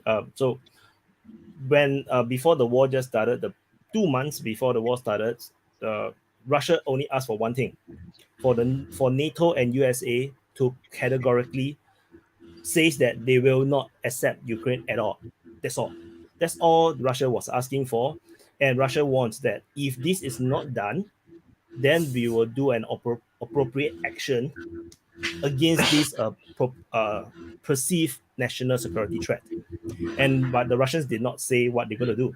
So it's pretty obvious to everyone that Russia will have no choice but to go to war in some It form was of not way. obvious to everyone why, because even citizens that who are living in Ukraine, they were like, they're like, Russia has done this multiple times. Like they were not thinking that they're gonna invade. Like even if you watch interviews like a day before invasion, people had no idea. Like it was gonna happen. Yeah, fuck around. Because I would say that One thing, but those who are in power, it's another thing. Russia clearly demanded all retreat of NATO forces from the former Soviet states. And it was not only I don't not remember join this. NATO, but they also said bro, they had to for you retreat to remember, from. just look it up. First of all, I can see. You're This right. is close. But, This is but close. Russia initially wanted negotiations, and I was reading this since October or something. What But negotiation? look, I've been reading this. Through What the are American these press. negotiations? Ukraine doesn't They even didn't have control negotiate over negotiations. with Think about America. it. They wanted Like, negotiations with America. They You wanted cannot America negotiate to come asking NATO to pull back from their own member states. That's impossible. Like how that can was- Ukraine ask from NATO or like the countries like Poland to NATO just leave Ukraine because they're is gonna basically a invade? member of Like NATO come on, at think this about point. this. Ukraine is The basically a member only of NATO. genuine demand that Russia has was They did. like them not joining NATO, and Russia wanted them to put that in their constitution. Like that's what They wanted like buffer that was states. the genuine thing that they had. But like other than that, like all these demands, it doesn't like Ukraine doesn't even have control over those things. So how do you think it's like What do you mean Ukraine has no control in entering? No, it does not. It Like doesn't have NATO that? does. Bro, if Ukraine had You mean control over NATO, Ukraine like is they would have controlled by joined NATO? NATO. Then Ukraine is controlled by NATO. Of course, they have control over their own government, right? I That's mean, they have Ukraine they make their own doesn't have law. control. Ukraine doesn't So- have control over NATO. Then, which means that Russia's invasion will be valid, because if you say that Ukraine have no control over themselves because they're controlled by the West or NATO, then Russia's the invasion only will be genuine- justified. Why? Like the only demand that had a genuine demand was like Ukraine not joining NATO, right? And you can read this multiple articles. There was a Russian, Putin's aide. He came up to Putin and he said like we might be able to get a peace deal, right? In which like Ukraine will sign this, they will not join NATO. And Zelensky even said multiple times like we are exploring the possibility of neutrality or something. But even they after didn't that, outright- they would not agree listen to me. When at that time Russia was winning heavily, like they were going in Kiev, so they thought they will just capture Kiev, right? So they did not agree. No, But they now, only brought 40,000 troops. It's impossible, even if there were all Navy SEAls to hold the city that size. They wanted to force a coup. you think they didn't try to capture Kiev like at their start? They weren't No, trying no. to take Kiev. They were trying Oh, to that force bro, listen, come on, man. negotiations. You are so. It's not. like, No, So- people. knew Sparsh, this you gotta let other people speak, man. You cannot control a city of that size with 40,000 troops. It's impossible. No army would ever think All right, of that. That is listen. I How think do that you goes think back to my original Russia- point where I said diplomacy was failed. I You know, think what Russia happened is not a- Russia signaled Russia signaled its intentions, and as you rightly said, nobody expected what the intentions were. They didn't say overtly that they were going to do the invasion, but they were upset about all that was asked is that Ukraine remain neutral. All that is asked today is that It was not all what was asked. That's not true at all. Like this is That's not true. reflection of facts. Come on, man. Let people Initially, it was. That's not even Initially, true. Like, it was. So if Ukraine wasn't neutral, if Ukraine said they were not neutral and didn't want to join NATO, would there be a war? No. No. If Ukraine As, wasn't neutral, as an Indian, maybe you could understand if Pakistan enters in a military alliance with China. There would be directly a nuclear war between the two countries. No, it won't. It won't. Like, why would so you imagine Kashmir entering Kashmir being invaded by the Chinese army? Know what Kashmir is like? NATO is not a defensive alliance. Listen. Come on, man. Wait. One by one. Don't say list. Don't. I mean, you can cut in, but let people finish. That is just then bogus shit, man. This is like this guy is saying, like, if Pakistan and China became a military alliance, there would be a nuclear war. Like, how stupid you are. No, that's not. Like, It's a terrible comparison. That's apples and oranges. They have nothing to do with each other. Let me tell you something. Pakistan and China already are improving their military and economic relations, right? And India, it doesn't have to launch a nuclear war. They can do this with Taiwan. Like, what are you talking about, man? Like, because that was a terrible example, and I don't understand why he gave that. Like, there is no, like, I agree with you. What?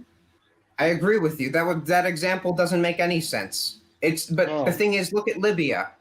It turned from the 46th best country in the world. It wasn't as bad as the West said it, as much as people want to believe. It was the best country to live in terms of living standards in Africa.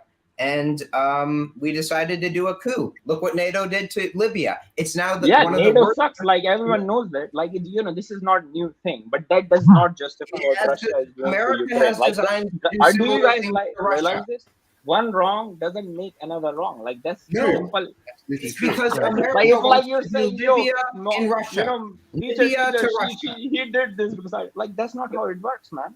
Like, just because someone else is doing something wrong, that doesn't make you justify the wrong. Plans to do the same thing to Russia. That's the whole point. Coup after coup after coup after coup. You have to. Regime change in Russia. They said that openly. Joe Biden has said that. I think both sides. Russia can have multiple interests to. Let Jon talk. Can I just say that both sides have miscalculated horribly to get us into this situation? The Russians miscalculated in the support they would get from the Ukrainian people in the eastern Donbass. They miscalculated. They didn't think they thought it would be like Crimea. They would just walk in. They have a lot of they have a lot of support from the eastern and southern Ukraine. But in northern and western Ukraine, it's a very big divide between eastern and southern Ukraine and northern and western Ukraine. Eastern and southern Ukraine are mostly pro-Russian. Northern and western Ukraine are mostly pro-European. Kharkov was pro-Russian. No, Kharkov is not Kharkov doesn't want Russia there. Different mentality. Big difference. They do. Some of them do. They probably. Not most of them do. Odessa and Mariupol, they wanted to secede. They voted on seceding. You know what happened in Odessa? They burned all those people alive in the building. What? Say that the EU miscalculated as well. You believe in those referendums that happened in Crimea? Concerns. They did not listen to Russia's concerns. And that was a serious miscalculation on the EU part. So both parties are to blame, okay? Exactly. Because of the fight. And I'm not saying, and we shouldn't attribute blame to either party. There was provocation, there was escalation, and both sides didn't back down, which is easy. All right? Now, we're in a situation on how do we get ourselves out of the situation. Now, the problem that we've got is because both sides have got to lose so much, they can't. No, Russia doesn't have to lose anything. Like that's exactly right. They will lose. They can just keep doing asymmetrical warfare. Like Okay. they are already And the earning EU more money in terms of EU their oil is going to supply. need man. now. They can talk. In terms of a military conflict, the big thing is, as I say in the art of war, the military conflict is an extension of the political conflict, right? And right now, the real war is an energy war. Okay, so whatever happens over the winter period, it doesn't. I don't expect much to happen over the winter period in terms like of the Russia can do this for multiple winters. Like let's be honest here. Like Russian wouldn't do it if they didn't sanction it. That's the real point. They are literally hiring criminals or people from Donbass regions for these individuals. Like they are not even using their most prominent armed forces. Like they're Exactly. using They also use criminals, though. They're both sides are recruiting criminals to fight Yeah, on the front lines. Both sides. But Russia's have done doing it. mass Both Ukraine and Russia. enlistment from all the criminals. So Russia is just Both treating it sides are. I as mean, a that's asymmetrical warfare. Like they are thinking, like because of the oil prices, like the rise, it will drive inflation in Europe, right? And they're banking on the long term, not the short term. Like the line for Russia, it doesn't matter. Like They are banking on the long term, but the gas would have continued flowing if they hadn't been sanctioned. Sanctions, as much as whatever you think, they're a form of economic warfare. They're a form of total war. And honestly, they're a crime against humanity. They're used to engineer famines. The The minister only of reason France. Russia supplied gas to Europe in the beginning was because they were not sure if they were be able to sell their oil supplies to the rest of the countries like China, India, or the neutral countries. So that's why They can't even get Siemens to repair as the soon as they knew turbines. like they can get their revenues from oil, they don't need to supply to Europe like the gas. Like they are Germany just won't driving on. repair the turbines. They're locked into long-term Germany contracts. refuses to abide by the contract. Germany is not repairing the turbines. I know it's an Bro, like excuse. it is Canada. But Like first of all, that's Canada. Like you're talking about, like it was the Canada, who whatever, but refused- it's Siemens. It's the not German whatever. company. It's not whatever. It's not the Like, Germans. Canada- The turbines have been fixed. So Like, that's just first all. of all- That's all BS. They're No, waiting I to know. go. Russia's using that as an excuse, and you got to look at the Yeah. Donbass. The Donbass has Ukraine has some of the largest gas fields in the world. So this is this is Russia They have trying to get a interest. hold. This is Russia trying to stop Ukraine being independent and being able to sell its gas, to the EU and Western countries. So, Yeah, let me respond Russia to that, already Jezza. destroyed the infrastructure, like which It's not I a think it resource amounts war. to It's $350 billion. wars Like, between When sanctions. you say Ukraine has the biggest gas, I didn't say it's where the is it biggest. It's got exactly? some very large gas. It's got natural gas fields. It Absolutely has. not. Google it. It is Google it. Well, I But know they're not Ukraine exploitable yet. was depending on Russian gas forever. So the last time when there was a problem between Russia and So, Ukraine, European Union was sending back gas to Ukraine. Yeah, but they Ukraine can doesn't now, they have can now gas. frack them. They can now frack there, and they can get to the gas. But that's only recently, They like, couldn't 20 years ago. gas is one of the reason. Like it's a secondary reason. It's not their primary reason for the invasion, right? Yeah. Like they're like this is. It might be secondary reason. Like their primary reason was like if we believe them, like they don't want Ukraine to join NATO, right? But like even and the Besides that, I think but it wasn't doesn't just make about sense. NATO. It wasn't just about NATO. If you look at It it, was like Western and Eastern Ukraine were pretty much in a de facto civil war. That's what was happening. There was a civil war happening in Eastern and Western Ukraine. And Western Ukraine was pro-NATO, and Eastern Ukraine was pretty pro-Russian. But there was I'd say it was a civil EU. war that was brewing and was starting to erupt. And if there's a civil war on your border and you are asked to intervene, what do you do? So I think it was a very hard choice. The Russians did the right thing. They asked NATO to intervene and to simmer down because effectively Western Ukraine was being their benefactors were maybe not aware of this civil war that was happening. But there was shelling of the Donetsk region since 2014, and there were other reasons. And there was, as you rightly say, extensive gas oil fields that Ukraine could, use. And there's other natural resources in Ukraine. So there was a bit of a fight over the natural resources of Ukraine, because whoever won that civil war between the East and the West of Ukraine stands to win a lot of money, right? It was a big lotto ticket that they were playing.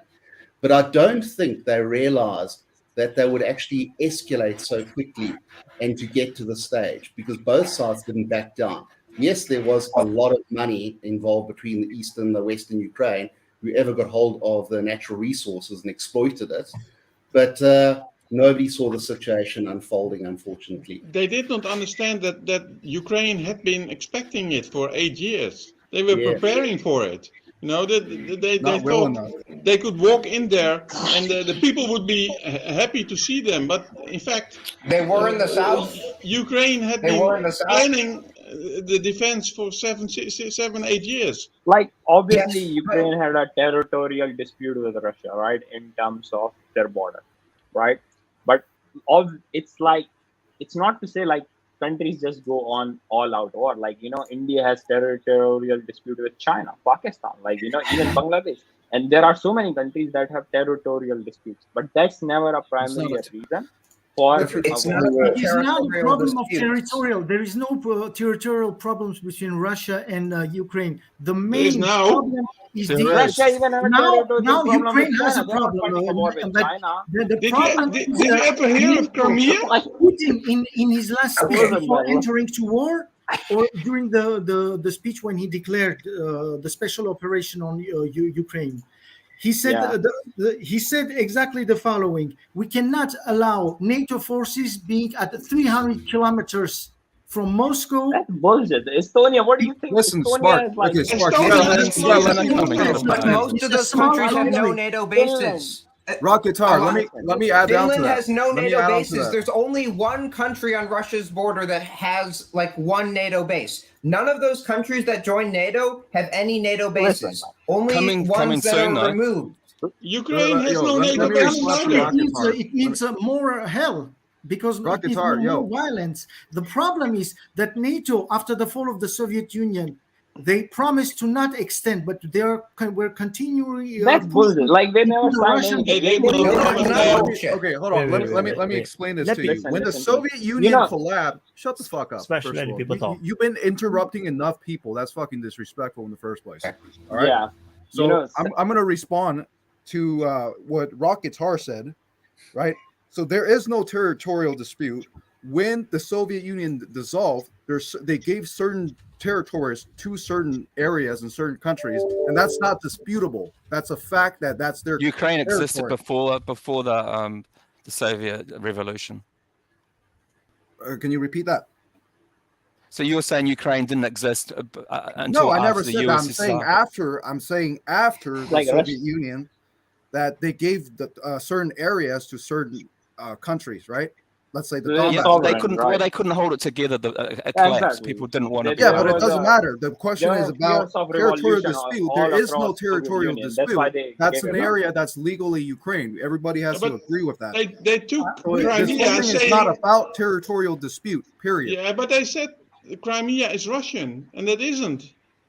I mean, most of the people there are Russian or Tartar. It's only like 15% Ukrainian or 20%. The Tartars are all deported to Siberia. There is no more Tartars in After the Glasnost, they came back. A lot of them came back. The ones that survived. The ones that survived. Unfortunately, it is very true what you say. People deported into, but don't forget that all the people from all the places, including Russia, were deported in Gulag. Gulag had nothing to do with the destruction of Ukraine or something like that. It was just crazy maniac Stalin thoughts. But Stalin deported a lot of people, Chechens too. You can't say now there are no Chechens in Chechnya. So it is a part of Ukraine nationalist propaganda that somehow Russians wanted to destroy their nation. And it started by Stalin, which I remind you that Stalin was even not Russian; he was Georgian. So he didn't hurt his own people, at least. I don't know. I think he did sent to Gulag. I have a question for Vaun. But they got the least of it. Yes, Jošt. Maybe. Yes, Jošt. What's the consequences of the land lease when it starts on the 1st of October? World War III. I don't know. Land lease. So what's the consequence of land lease? What do you think it will change? On the war or on the world? Because Stalin said change the World War II. If you ask me, the land lease is just a scam to endebt Ukraine for forever. Sorry. Oh, sorry. No, but if you look at Russia, they never paid back their land lease but from they World can War write II. it off, they written it off to Germany and England, I think. And Russia refused to pay it. Wouldn't you say, During World War II, the US did land lease to Russia, so they kept Russia afloat, and they sent a lot of equipment in that, and with the understanding that either after the war they would return the equipment or they would pay the debt, and they just didn't pay the debt. They forgave me. Back to your earlier point about the Ukrainian. Ukraine should pay also a price. All the former Soviet Union countries should pay. Why are you asking that specifically to Russia? Russia is only one of the Soviet Union former countries. You have Kazakhstan, you have Armenia, John speak. England and the Soviet Union, most of it was written off. They did get some gold. They got a lot of gold and stuff, but most of it was just written off for both countries. What John want to say? I think what your earlier point about the Ukrainian gas fields that they actually have got there wouldn't make sense if you knew about that, to extend loans to the Ukraine through a land lease program, give Ukraine a lot of weapons and a lot of training, indebt themselves, and once you win the war, the only way that they could pay it back would be to extract the gas that that you've actually seen there, and you can then be indebted for the next 40 years to extract the gas fields. Because Russia never thought Ukraine would be aligned to West. Wouldn't that be a clever way to extract the natural resources of Russia a never country thought that needs your help? And one should know that Ukraine has the most prolific ground for agriculture in Europe. And Europe is running out of territories to make, I live in Belgium, next to France, there is no more places to make agriculture. But Ukraine has a lot of places. I'm from the Netherlands, and we export more agricultural stuff than anybody, except for the US. We have plenty of food. I'm not talking about only food. For instance, Europe is importing a lot of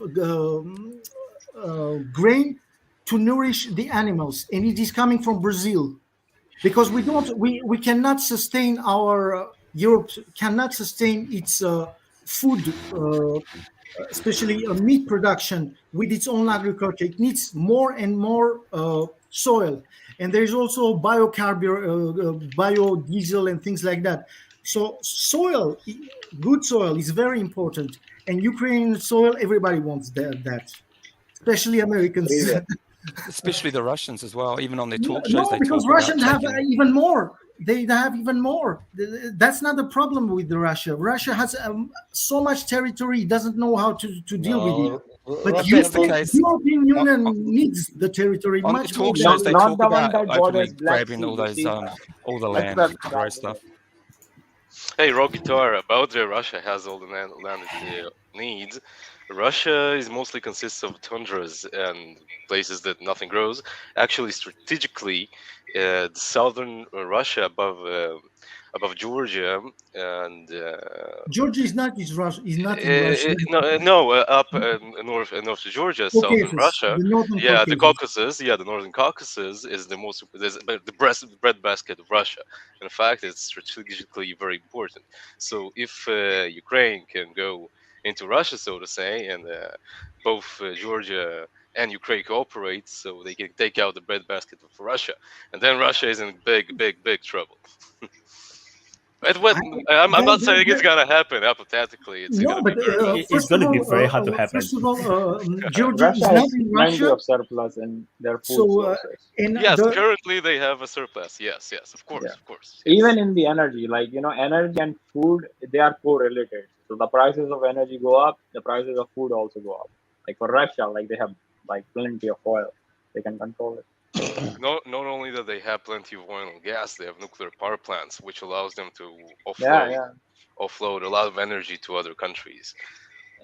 And Soviet infrastructure to like constantly supply these weapons. Which still works, Exactly, and it works really well, and they maintain it perfectly. Yeah, But which I would cannot say be said to the only other way people. to hurt Russia is to apply secondary sanctions to countries that are buying from them. No, And they shouldn't. They shouldn't apply sanctions. like if they do it, like that's the They only don't way need you can hurt it. They Like don't. They don't need to. They don't need to. They just need to. They need. Russia is a capitalist state. They're a very hardcore, wild west, so to say. Oligarch ruled the country. The capitalism runs rampant there. Free markets, much freer than in the West. Trade with China is going strong. Trade with India and other countries in Africa. Did you guys see the recent Xi Jinping and Putin meeting that happened? Like in which actually no. Could you tell me about it? Like, Something I didn't see any because like video. Putin was like, like we were talking about Ukraine and stuff, and in that meeting, it was apparent like it was surprise to China, like, and they don't China? like it. You think It's so? going. You think so? Yeah. So going to China, right? The super chat, the Matthew Weldy said that U.S. wanted the regime change in Russia. I think this one is no surprise to no one. I think U.S. want to regime change everyone, as far as I am concerned. But they want to do that to help to halt China's economic power. But China and Russia wants to end U.S. Monopoly on the world. So now all strategies are based on that. And the West is currently losing to China's commitment to buy Russian gas. What do you all think? I think the U.S. itself is one of the biggest gas-producing countries in the world. Yeah, and that they can easily provide enough gas for most of Europe. And but they don't have infrastructure. No, not easily. Not easily. Not infrastructure. They can. There are no pipelines. Come on, let him speak. Just speak halfway through his sentence, man. Can you wait? Albert. I live in the Netherlands. And we just built an LNG terminal in 6 months. We have a new LNG terminal. It's a mobile terminal but the docking and all of it. But still, good job. And it's very impressive. 6 months. It supplies about 6 or 7 billion cubic meters of gas for us every year from now on. For the next 5 years or something. Yeah, does anyone know how much? But US gas is not cheap, right? It's not cheap as Russia. Like no, it is not cheap. That's true. It's probably twice higher because of the infrastructure. It's 3 times more price than in Russia than Russian gas. It is a lot more expensive than Russian gas because Russian gas will be worth nothing as soon as we don't use their pipelines anymore. Yeah, they're burning it right now, because they couldn't supply it. So they're just burning it off. They have like 5 pipelines to Europe. If they don't sell it to Europe, they've one pipeline to the east to China, which is used full on. But they don't care about gas. Because they are earning revenues. They are earning revenues way more in oil and all the other products like steel, raw materials. By supplying to countries like China, India, Southeast Asia, even in the Middle East, they are doing it. So like gas was there like one of the main source of revenues, but today it's not. So like they don't care. It is true what you say, and that's the reason the meeting of Putin and other Western leaders happened in Vladivostok, I think, a few days ago, and where what the Russians want now to deploy completely all their economy to the Asia, and to cut all their ties with European Union, because as we understand, the European Union doesn't want to deal with Russia. So I think Russia will survive without that, and European Union will survive too, because as Albert says, we can bring gas from Qatar, it would be harder for both of from them, the United right? States. But the problem is Ukraine. And unfortunately, what I think, but Ukraine wants to be in the European side. You can talk all you want, but if you look at Ukraine as a whole, it wants to be Europe. No, that's it not doesn't true. want to be Asian. That's not You know, true. No, Albert, you're not wrong. There's no reason why it can't be European, just not NATO. Albert, do you think it is really matter like if they want to be in Europe or not? Because their $650 billion of infrastructure has been destroyed. Like wherever they go, like to Russia, to Europe, it doesn't matter. Just can I say on They the won't gas want to issue, go to Russia. can I just make a point on the gas issue? The cost of the gas is about the transportation. They want to go to Russia? You've got a pipeline to Europe. The infrastructure is amortized. Like you might want to wake up, man. Amortization of the gas pipeline. I want something. Is that because the gas pipeline is amortized, it's a lot cheaper. The US has to transport it across the ocean, which adds to the expense. There It's is more going expensive, to be but it's not a problem. and the burning of the LNG is because you have to flare it because of the pressure buildup. One of the ways you can transport it is to compress it, CNG. CNG is a very expensive process. It's a lot cheaper to use the existing Nord Stream 1 and 2 to pipe it into Europe as opposed to compress the gas and transport it. It's mostly hydrogen. It's a very light element. However, I do believe there is a pipeline being planned to the east,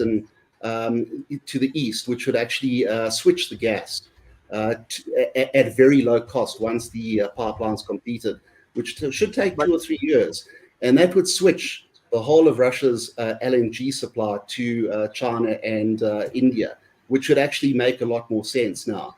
I think the big thing, though, about the natural gas is that the Russians are no longer accepting US dollars and euros, but rubles.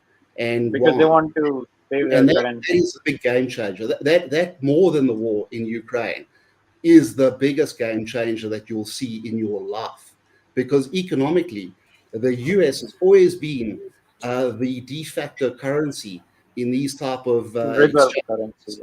And once you've broken that, and the reason now, and I don't think this was ever the intention or plan, because I don't think anybody's playing 4D chess here. It's been done, John, it's been done way longer before. But I do think they are absolutely shocked with what's happened, because the reversal of leaving Europe, and Europe can say no to the natural gas. It can say no to cheap gas from Russia. It's because it's a market. It's a market force. You can sanction it and you can put a price cap on. You can do whatever you want to Europe. But there will always be a buyer for gas and for cheap energy. And as long as there's a buyer and they'll pay in rubles for that gas, I think Europe has got a big problem, bigger than but China will not pay in rubles, eh? They I would like. They are paying. But I would like to add on that. So they're accepting yuan payment. they are already buying through yuan already. So I want to add on what Jon was saying. China and Russia have exchanged in their native currencies as part of the BRICS. John, so I want to add on this exactly. Sorry. Yes. So I want to add on exactly on what Jon Tyler has said to something that I just said just now earlier, which is also what Daniel was saying about BRICS. So you have BRICS, right? A lot of these new countries, these developing country or upcoming countries wanted to join, and the BRICS country and the organization actually wanted to bring in more and more people, because as a bloc against the EU, as a kind of like an anti-US kind of thing, and this is actually kind of working out. And importantly is that, like I mentioned much earlier, Iran and Venezuela is now very pro-Russia, because they have been under the bullying of the West for a very long time. And imagine if Venezuela, Iran both jump ship into BRICS, and then they start to sell not USD. It can be any Hey, currency, Wyatt, just Wyatt, not imagine, USD. imagine Saudi Arabia joining Yeah. the BRICS. The thing And is, Saudi the Arabia thing is This will also not happen tomorrow, I think, not because tomorrow. No, I of course know. not. Of course not. Of Arab But countries Saudi are Arabia is completely also under very United States and British control. I mean, there are bases of United States all over the place. So in Qatar, in everywhere. So and there was a country who tried to do that. A small country. The name was Libya. Libya wanted to sell its gas and oil to China specifically, and not use the dollar. You see what But not happened? any country can join BRICS. You see, like joining BRICS has a certain criteria. Like in order to join BRICS, a country needs to be an emerging economy. Like there are a lot of countries like who have expressed the desire to join it, but like it was rejected. Look at Pakistan, because unless a country is not emerging, growing, has a potential to grow, it is simply not going to join BRICS. And BRICS is very, very. Not only that, the country needs to have its shit together, man. And the thing about BRICS is it's dominated by only two countries, like India and China. Like they basically fund the BRICS bank. Like and you forget Russia. Or China. Russia funds it, but not as much as India and China does, right? Like In what? Because they don't. What do you mean? Not so much. BRICS has a bank which gives out loans, right? Emerging countries. So like the funding of those loans in terms of $1 billion, I don't know the exact figure, but I think China has accounted around 50 billion more around dollars, and India around 20, 30. I'm not sure, but all the other countries, they account for very low, very, very low contribution. So like it's basically India and China as of today. Well, but the interconnection in BRICS is going far more than only the bank of BRICS. They are trying to counterbalance the Western powers, and because BRICS is just an alternative to IMF, International Monetary Fund, like which is the only. No, that's the only thing. Like it's the financial organization, like which is an alternate to IMF, because IMF has a very, very rigid conditions when they give loans, right, to these countries. Like they take sovereignty away. So like BRICS is like just an alternate. Like it would be a bit easier to get loans from BRICS than it would be to take a loans from IMF. Or a G7 alternative. But isn't BRICS more decentralized though? Isn't BRICS more decentralized? Isn't BRICS more decentralized? No, it's not. Than the Because IMF. Today it's not. Like as IMF is basically America. No, it's a Western countries like G7. No, it's basically America because all the Western countries are vassals of America. Or vassalized No, by they America. contribute significant amount of money. Like America is not. Everybody owes America money to America. Everybody owes money to America. That's the string. That's the string. America owes us more money than we do them. Albert, where are you from? America is owing a lot of money to the rest of the world. They don't owe you shit, man. They just stole it, and good luck, man. I think the IMF is probably the de facto of a US dollar loan, but the BRICS bank, if they start lending in other currencies besides US dollar, I think you've got a bit of a problem there, because if you look at it, if you are looking at a counterbalance to the IMF, and remember the BRICS is a trade agreement as well as a bank. So you get BRICS Bank, which you're right, which can act on a sovereign nation towards, as there is no trade agreement. There are agreements, and they're looking to back a currency. There's talk of a currency as well, backed by rare earth metals, because the resources, so using it as backing as.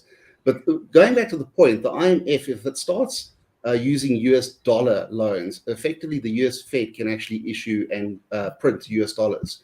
If the BRICS start using a de facto currency and that is not US dollars, I think then you've got a real. Like they wouldn't be able to come in agreement of which country to use. Like India would be like use rupee, China would be like exactly. use They yuan. don't want to. That's the You agreement. could use a basket of BRICS currencies. So you could use like an index, like an MSCI kind of index, where you use like the IMF, currencies. like they give like.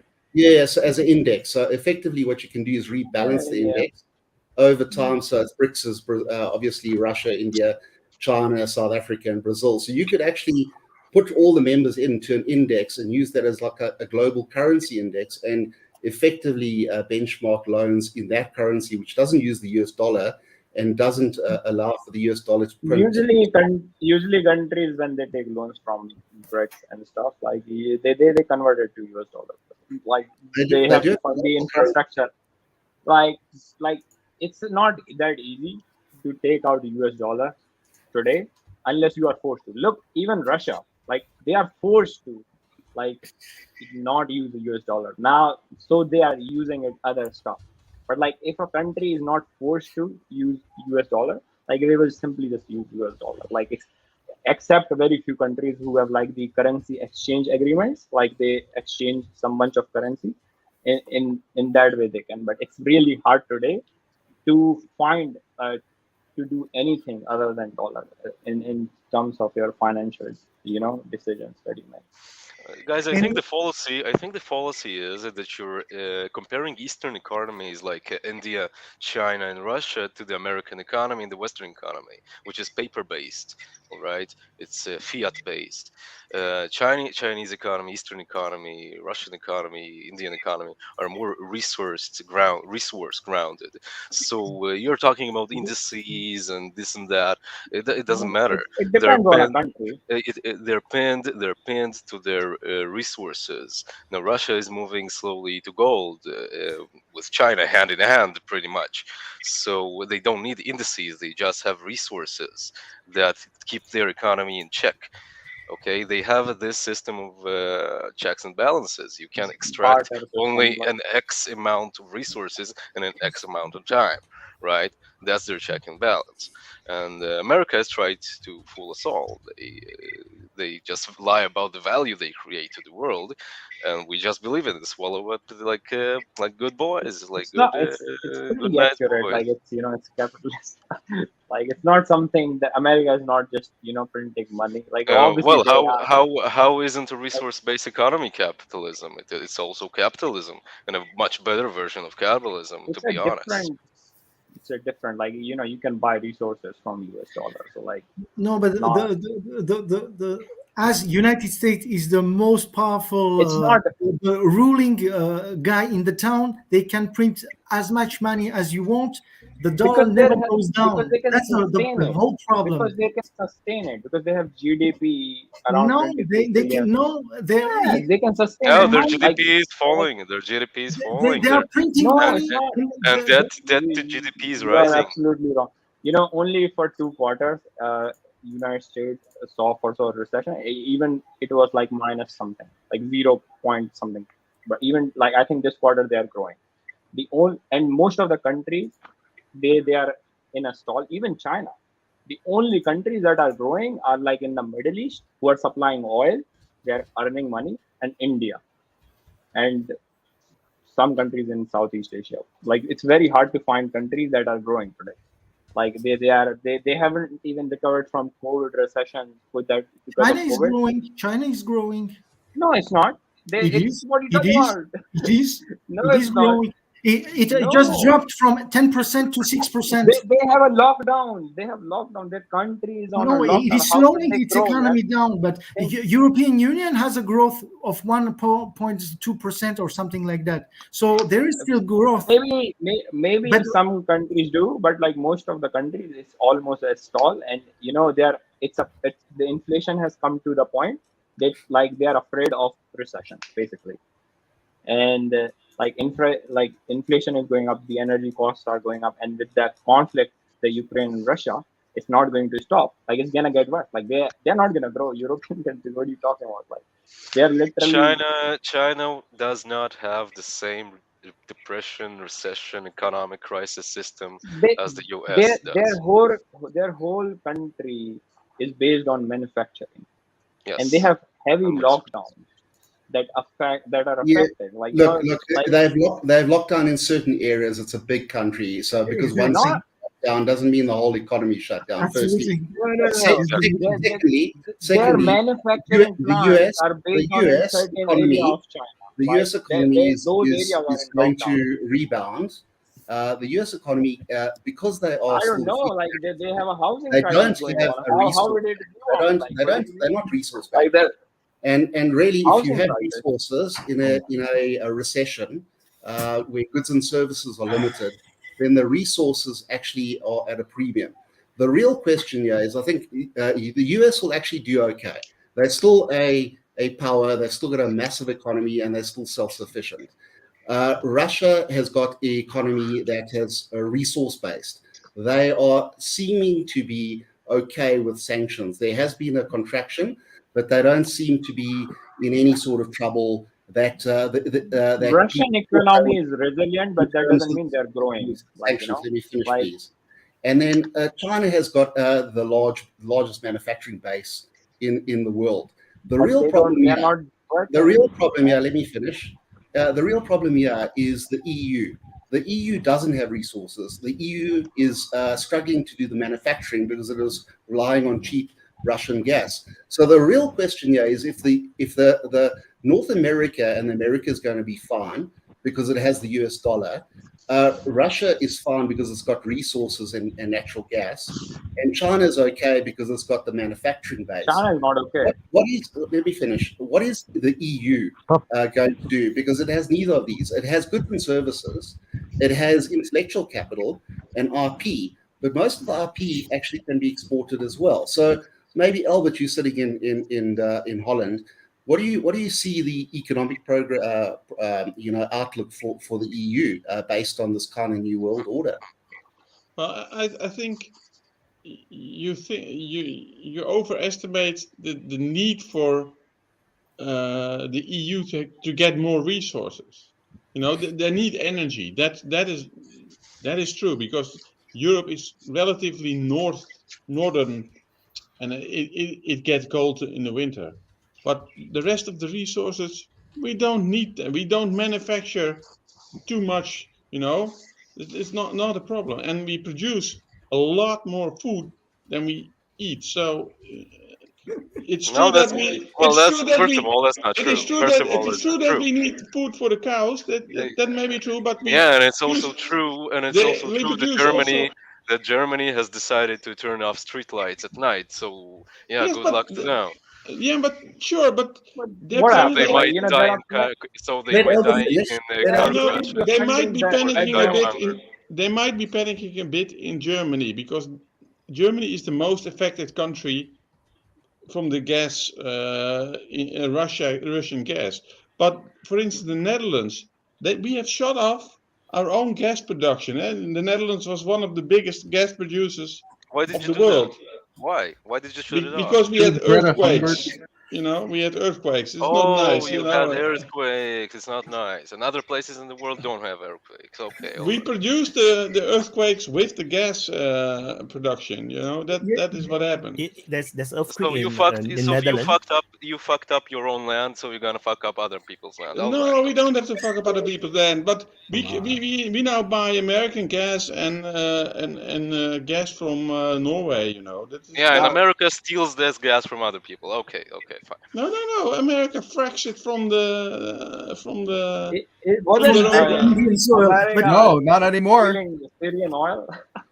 No, Indian Syrian oil. That's for the lows, man. No. I was joking. I was talking about they are fracking in the United States. We are already in full flow for an energy change. The Netherlands is building the largest wind farm right in front of my house. Wind's not a sustainable resource. Oh, that is a sustainable resource. Yeah, but in very high quantities. And we're building more wind than anybody. It's true that the Netherlands are doing well, and I think they will do better. But the heart of European economy is Germany. And if Germany goes down, it's a problem for the rest of the European Union, because France and Germany is the core of our economies. But Germany is already building 2 LNG terminals. They're building 2 LNG terminals. Yes, but let me finish the following. When the cheap Russian gas will be over, and it is over for European Union, we will import it from other places, it costs 2 or 3 times more, which means what it means. It means our products, what will we manufacture, will cost more. So our revenue, the marginal revenue, will go down. But United States, that's true. And the problem is the United States will continue to do what they're doing, and actually Europe will fall back in comparison to United States. Yeah, but you think we depend on production, but we don't. The European economy, Germany does. Germany does a little bit, but no. They import a lot of products. They import a lot of ready-made products, and they produce extra value with them. You know, they don't need. They do need energy. It's true. They need a lot of energy. That's fine, but they don't need the energy amount that China does, because they don't have the production from the whole range. They Wasn't Germany import. building nuclear power They import steel. Then the cars that Germany makes are just gonna be built by pixies, right? No. By gnomes. The cars are just gonna build themselves, right? No, but they import the steel ready-made. You know, quality steel. They import. Maybe I have an idea for Germany. They can just import child slave laborers, child soldiers from Africa to make cars. Now that's an idea. Now then you don't need electricity. You can don't put them on really little know bikes. Germany. You They can don't put them need on that little because bikes. they have You can put them on little bikes and automatons to treadmills produce them. to generate electricity. Now that's an Actually, idea. they build them cars with robots. You know, they don't build cars with people in it. Yeah, and the robots are run by leprechauns, right? Yes, that's what it is. Yes, that's true. So I want to cut in a bit. So we are already 2 hours 35 minutes in. So do you want to go on for another 10 minutes, or you want to go on Wyatt, for up to 3 hours? Wyatt, So I'm there gonna- will be I'm another gonna 25 leave. minutes. I'm about to get off. I want to say that thanks for joining. It was nice talking to all of you. The last thing I want to say though, like regardless of what happened, Russia will defeat Ukraine, and Ukraine Nazis will fall. Slava and people Ukraine. will support them will hug the corner and cry. Allahu Akbar. Ahmad Sila. Ahmad Sila. Ahmad Sila. Slava Ukraine. William. Ahmad Sila. Yeah. So I actually think one of the do you want to coolest go things on about to this- the 3 hour mark? Because Yeah, let's go for the 3 hour mark. Okay, so we go for a 3 hour mark. So we have another like 24, 23 minutes. I Go on, have a quarter. question for the others. What would be a win for Russia in this situation? What can they win? Get rid of Is there a win possible for Russia? I think it is possible. already won. If for instance, if they hold more territory, or they can hold more territory, if they can push Ukraine to not enter to NATO through official documents and to become an official neutral state, then they will win things, because maybe they will keep the territory they have now. If they can hold it, the war will not end if they keep territories. Well, then the war will not. Then people will continue to die. That's what will happen. So what I That's think not is a that, win. I think I wouldn't think that's a win. So for Russia, right, is a very weird situation because of how the things develop. So their aims keep changing, their objectives keep changing. But I would say that if in the worst case scenario, let's say this war cannot end, can never end, if they are able to make this into those dead conflicts, like North Korea, South Korea, or China, Taiwan, the kind of situation where the war just kind of frozen, and then the Ukraine cannot get more ammunition and weapons. Yeah, then they would get ceasefire. Then Russia would just able to legitimize all the territory that they have captured. Whatever captured territory it would be by the time the conflict get frozen. Then they will they will like absorb them into the federation or whatever, or make them People's Republic or whatever. It's already a win for Russia. The problem with except UK, for Crimea, maybe. Yeah, something like Crimea situation, or it could be just like a Transnistria situation. Also, the problem is Ukraine do not develop their own ammunition and weapons. That is their weakness. They do. Oh, They they do. do. They in They fact do. do. I've got a question they also have a Soviet infrastructure. I mean, eventually those Not factories as can get much. destroyed. Not as much as They have would pretty, Yeah. like to have, but they do. in fact, the submarines that are delivered to India, they had a Ukrainian engine in it, and Russians were manufacturing it. So Ukrainians do have Soviet infrastructure. No, but I know. Even- I know they do develop the military stuff before the war. I'm talking about now. So they any sank the factories- Moskva with Ukrainian missiles, eh? Well, Yeah, they so- sunk Moscow with the help of NATO and with them. It was America sunk Moscow with Ukrainian hands. All right, NATO sunk Moscow. There's no question about that, and that's an act of war. All right, that's an act of war, an act of aggression. Well, But no, because I you cannot think really the prove one who, it. So fired the missiles is the one who does the sinking. yeah, exactly. The That's what I think as question, well. I think, Yeah, blame the gun, not the one who pulled the trigger. No, But, the one to the trigger, that was Zelensky. Oh, Zelensky, right, that clown. Okay. No, but there is.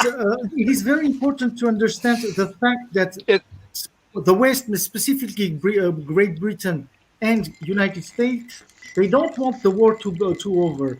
They want the war continue until the complete end and the fatigue of Russia, and they will use Ukrainians to the end. But the Ukrainians Still want the that last as well. Ukrainian. Hey. Well, Still the Ukrainians, last they don't know what they want because No, they are they do know what they want. They, No. after the killings in around Kiev, they do know what they want. They don't want Russia. Oh yeah, what about they man? they What don't about want the Russian killings? occupation. What about the killings in the Maybe- Donbass? What It's about the not so killings in the meaningful. Donbass? Can I 15, say That does something? not 15, justify the killings in 15,000 Russia. Like, people died in 8 Yeah. years. William, Yeah, you can but- carry on. For what? Not according So to I the just want to UN. introduce. So I just want to introduce William. William is actually the first one of the first participant in the first ever open mic. So he's also a patron of the Yes! DPA. Yeah. So I just want to So hi. highlight this. Right, it's my first Okay. one. Hi, William. Nice to meet you. Thanks. I think, by the way, I think this worked. This was bad. The connection was bad with Oh, you more got cut people off. earlier. You got cut off. Maybe it was my connection. Okay, so about Bucha, I heard Bucha was one of the first things you guys talked about. Has anyone seen a autopsy? Do we have audio? What's that? Well, I didn't see it. what we understand that actually Ukrainian people, government, they took people dead from the morgues, they put in the streets, and they made some photos to Okay, They that's staged- my point. they That's my point. staged You got, That is a you've got fake an story. understanding. If you believe that, you're brain dead. You've got an You think that- understanding. Other people have an understanding. You've got bodies that have not been looked at by third-party, non-partial observers. bodies- So why the have an bodies were on- opinion? The bodies were on the street for 15 days at least. And it was they were on the satellite They video. were. Who They says were, that? They were on the who has the satellite bodies? video. The satellite video Video- showed the bodies. The satellite videos coming from the Satellite United Video is States. an American company that has Yeah. contracts with the U.S. Defense Department. Oh, now they are faking When, the yeah, video. when, No, I okay, didn't the say- I didn't say- satellite, the satellite. Get out. When Look, have I you hope- seen a body the size of a truck or a car? Come on, man. But when I you hope have you're- seen American staging something, never. I mean, Oh, never. look, Oh, You absolutely. can no. I'm Never. gonna let the guy from the Netherlands. They don't stage believe- in the area with the Russians. video- That's not possible. They had 2 weeks. They had What's 2 that? weeks. No, Two they weeks. had- 2 they weeks. were in 2 the weeks. weeks that the Russians were there. Their bodies were already No, there. 2 weeks after the Okay. Russians left. No, Where- Actually, 2 weeks I- before one, the man. Russians One by left. I have to interrupt Oh, here one because week? I explained what happened in Bucha, and I think I gave a fair assessment, and I don't want anyone saying Bucha. that the host Actually, it's Bucha. It's Bucha. It's Bucha. Bucha. Sorry, Bucha, I had to. I had to. No, I Okay. had to. I'm Russian you speaking. know- It's Bucha, man. It's Bucha. Bucha, I don't care.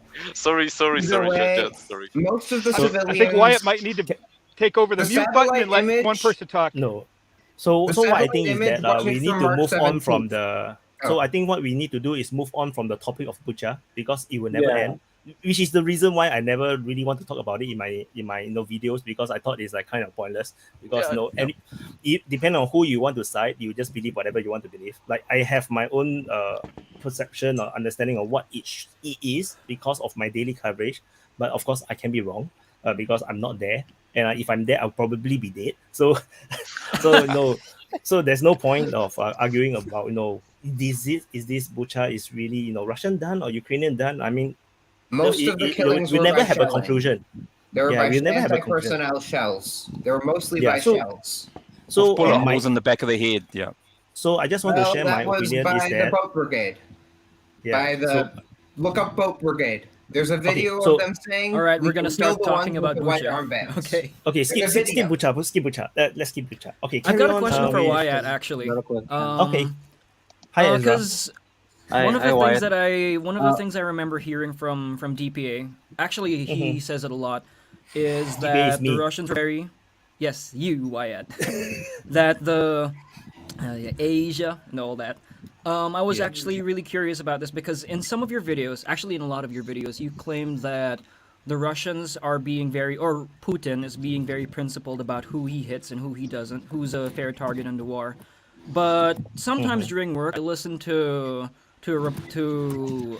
interviews with foreign fighters, and they almost more or less say the same thing, where everywhere they go, the targets being hit by artillery are indiscriminate. Pretty much everybody, anything that moves can be destroyed. So I was just wondering what your take on that was, since it kind of runs counter to what you said about the Russians being methodical. So my opinion. So the Russians have their own modus operandi in this operation. They try to minimize civilians, but they never say they don't kill civilians. So they say they minimize. So if let's say there is a Ukrainian troops being seen or spotted by UAV, whatever, or maybe they may seen it wrongly, okay, enter a house, that will become a legitimate target. And it doesn't matter if there's civilians inside or not sometimes. So it's same thing as the hospitals. They have been, for example, in Mariupol, the Russians have tried very hard not to hit the hospital because they know that they're flattening the whole city. No, after that, he's right. He's right. No, after that they hit the hospital. No, but in the beginning, right, the Ukrainian, the Azov battalion, they are positioned within the hospital, and they have actually publicly made the point that they are not hitting the hospital because there is Ukrainian troops there, but they cannot hit it. It's only after later, maybe some verification. I don't know why. Then after that, they managed to they actually hit it, to drive out the whatever forces that is inside. But Like the they theater, Like the theater, publicly make it the point. They did publicly make the point that they haven't hit the hospital, but there are Ukrainian troops being positioned there. But this is just one example. For most cases, like I always, especially in the earlier coverage, in the first few months, I always tell the viewers, if you are not there, I always say, this is a war. People die. That's just how it is. It doesn't matter, it's a civilian or not civilian, because it's a war. Which is why diplomacy must come first. Like just now John said, diplomacy has failed. The diplomacy must come first. We must prevent war at all costs and only fight if there is no option. Unfortunately, this is not the kind of war. This is a stupid war that shouldn't have happened. It's not the kind of war where there's no choice. It's not like the Saddam Hussein's invasion of Kuwait. The Gulf War have no choice. Once Saddam did that, there's no choice. The UN have to act. The international America community just have to act. wanted its oil. They had a choice. America No, but wanted its oil. The Soviet the first Union Gulf War, but the first Gulf War is not the case, right? The second Gulf War is the US No, wanting the first oil. Gulf War as well. It threatened their oil. They could have just let Iraq take it and buy from them. It wouldn't have been a big if deal. Saddam Hussein had not invaded Kuwait, The Saudis right? are far more of extreme, dangerous people. They even wanted to destroy Muhammad's grave. That's how extreme the religion has gotten there. But Insane. you see, the United Nations will not be able to declare a war on Iraq if they had not invaded Kuwait, because Saddam Hussein is not anti-US. That is quite clear. But you see, he did something that caused something that cannot be changed. The UN have to act. If not, then the UN will fail its mission. But in this Ukraine war's case, right, it's merely they can just lie about it. Ukraine can just lie. Okay, we will not join NATO. They can just lie about it. US can lie about it. Say, oh, we will never accept Ukraine. EU can lie about it. NATO can lie about it. Anyone can lie and wait for Putin to stop being president or maybe die from natural death. Then you accept Ukraine into NATO. You can do that, but they don't. But they chose but to. the thing is, there will always be a conflict going on, and if you have a conflict, you can't join NATO. With Russia already a lot of years. That's the primary goal of the existence of NATO, is to continue to crush Russia. So that's why they continue to do. Yes. And that's why they when everybody saw that the war is imminent if they don't agree to not accept the Ukraine into. But NATO pushed it to the end, and it will push it to the last Ukrainian men standing. So yeah, that's very unfortunate. That's the very reason NATO Because will stay Russia- a force until Russia is no longer a threat to any country in NATO. Yeah, Yes, into but isolation. NATO- Russia doesn't that's exist. the problem, you see, NATO's because NATO is a offensive. big threat to Russia. NATO So- is so an I- offensive No, alliance. it isn't. attacks because other countries. we never attacked Russia. No, you So- attack Didn't everybody. they? You Didn't attack they? everybody. Well, didn't they? Didn't they attack Russia? Come on, let's be honest here. Come on. So Nah, NATO not right, really. will What's never the point of disband. this war? It's impossible. I don't think NATO in any situation forever it will never disband. No, if let's say Russia collapsed into civil war, for example, let's say Putin got assassinated, then after that, Russia collapsed into warring factions and then go civil war and they collapse entirely, and Russia is no longer a threat. NATO will still be there. Then they will start to say, oh, okay, maybe China is the new threat. Then maybe one day China collapse into civil war. India is the new threat. Go. There will always be a new threat because Oh it's no, a defensive India alliance, versus right? NATO. The United States, they always have some big threat. For 20 years, it was the Islamics. Now the Islamic descendants, now it's Russia and They let China. 9/11 happen. You And can Latin even, if you look America and closely, everybody. they knew So- about it and they let it happen on purpose. Yeah, And so I'm not that's why- making anything up there. Bob, as you completely said very truthfully, it's a machine. The inner state of the United States is a huge machine which drives it with its own purpose without Can I knowing explain what's how- happening. Can I explain how the machine sort of came to be? So, after World War II, we sort of had this bureaucracy. You can call them technocrats, and we kept that bureaucracy.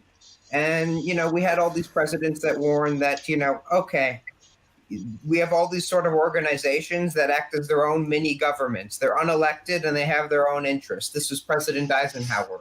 We have all these corporations that now own everything and are doing all the inventing. We no longer have inventors in basements. So, but after the Vietnam War, there was sort of an awakening in America, you can say. People started to understand its nature. There were all these civil rights movements, all these peace movements. But then there was an economic crisis. The FBI also started co-opting these movements and sort of replacing it. That's how all this gender nonsense, it was one of the ones that wasn't touched by the FBI. And while, there was all this craziness with the economic crisis in the US and, cracking down on ideas, escalating the Cold War, they decided to it's a combination of factors, but ultimately they decided to pursue a policy of neoliberalism. This is how neoconservatism also started. It's sort of like American fascist, where we're always right and we can attack anyone. And they in the 80s and the late 70s, they drilled down this bureaucratic machine. They put it in place so tightly and so hard that it's unable to be changed by any outside change. In the US, the immigration laws, same as the 80s, tax laws, military policy. And from that point in the 80s, we didn't stop fighting the Cold War after the Soviet Union collapsed. We just kept fighting it. We just kept, this machine is just going and going and going. And honestly, you can say America collapsed in some way. It's not going to be the same it was. It's not. People are upset. People are done with it. And it's going to be different in the near future. But on the other hand, we can say that United States, after the fall of the Soviet Union, thought that will become de facto the most powerful, super ultimate power. And a power, when it has no opposition, what it wants is to expand even more. It's the nature of an empire. Yes, the Roman but the Empire, problem there is was the no US is- other- So the United States is expanding its power as it can, as much as it can, as long as there are no resistance. And unfortunately for Russians and Chinese, they are kind of resistant because they don't follow the dictatorship of the United States. And what happens And, when a country, like in 2016, there's a coup against Erdogan? He's a tricky guy, but in Bolivia, in 2019, they wanted to nationalize their lithium mines. A week later, there was a coup. There was an article in the Washington Post about in Chile's new constitution about, there might be trouble in Chile if they vote for this new constitution. I guess they didn't. I don't know if that was through convincing or it wasn't a great constitution, but like Libya, we had an opportunity, we did a coup. In Syria, we completely engineered that whole thing. But the thing is, it's not in anyone's control. It's completely on autopilot. The state, it's like a machine. It will manufacture consent if it will need to. It will indoctrinate people if it needs to. It's just completely running on autopilot outside of anyone's control. Anthony Blinken, he seems like somebody who just grew up in the 80s and just had this all sort of just slammed into his head. It's just people It's in just Congress. a conspiracy theory. That is what it is. It's just all on autopilot. That is a conspiracy theory. No, that's fine. what You may believe it, theory. but there is no. Albert, what is a conspiracy theory specifically? Everything in the world is done by the CIA. That is just No. That's what he said. Essentially, is that what he said? It's not everything. That is not everything, but the CIA that happens to be favorable for the US is done by some CIA. No, but they admit to it. They admit to doing this in Syria. It was leaked. They admit to doing a coup in Bolivia. In Yemen, they certainly had a hand. In Ukraine, yes, they had a hand. In Bolivia, yes. Albert, you should really read the book. You should really read the book, The Grand Chessboard. You should read the Grand Chessboard. It will explain a lot to you, I think. I have a lot to read. Albert, just starting actually, here, but just being very polite, I normally wouldn't believe a lot of what people say when they come up with these CIA, FBI quote unquote conspiracy stuff. It's all out there, but public information. Don't worry. I know I normally wouldn't believe it, but then when I started doing some reading into my country's own history, I'm from the Philippines. There actually was a lot of CIA things that happened. Yeah, there actually were a lot of CIA things. There were a lot of CIA operations, especially during the 1970s. Everything around the Marcos family, which is, their son, the son of the former dictator, is now president. But around the president's era, there was a lot of CIA involvement with many suspicious parties in this country. So it's not very far-fetched to say that across the world, the CIA or America's government in general, has had a lot to do with how policy or how problems have started across the world. Most of this you can find on Wikipedia. It's a lot of it's open out there. People just don't get it. So firstly, you two guys don't need to sleep. The US will use the CIA to influence a lot of countries, but so will the Russians do, and the Chinese. Yes, the Chinese, they are everywhere as well. I don't think you can just go around blaming the US for everything, because all those big nations are moving pawns around on that chessboard that Daniel is saying. And they have the right, and they have the right too. It's like a bureaucracy. They have the It can't help sovereign right itself. to do It just whatever keeps they on want. doing the same and same To bully thing. people. It can't So help Albert, itself.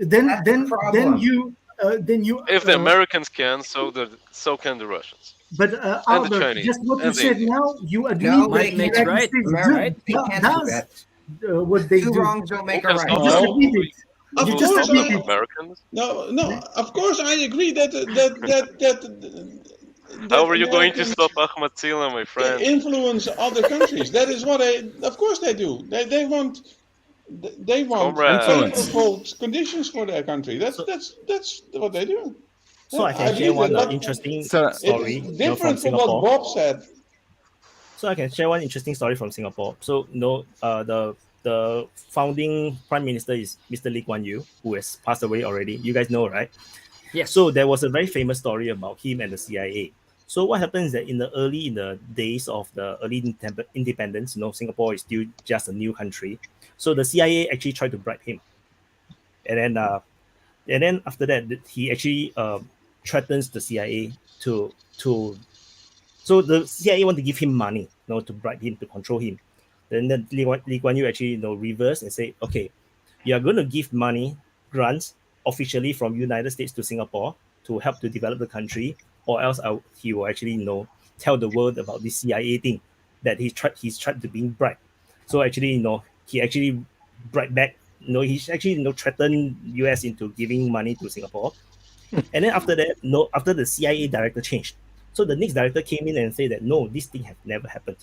And then after that, the Lee Kuan Yew actually came out. He's very serious. He was very pissed. He said that I have all the recordings.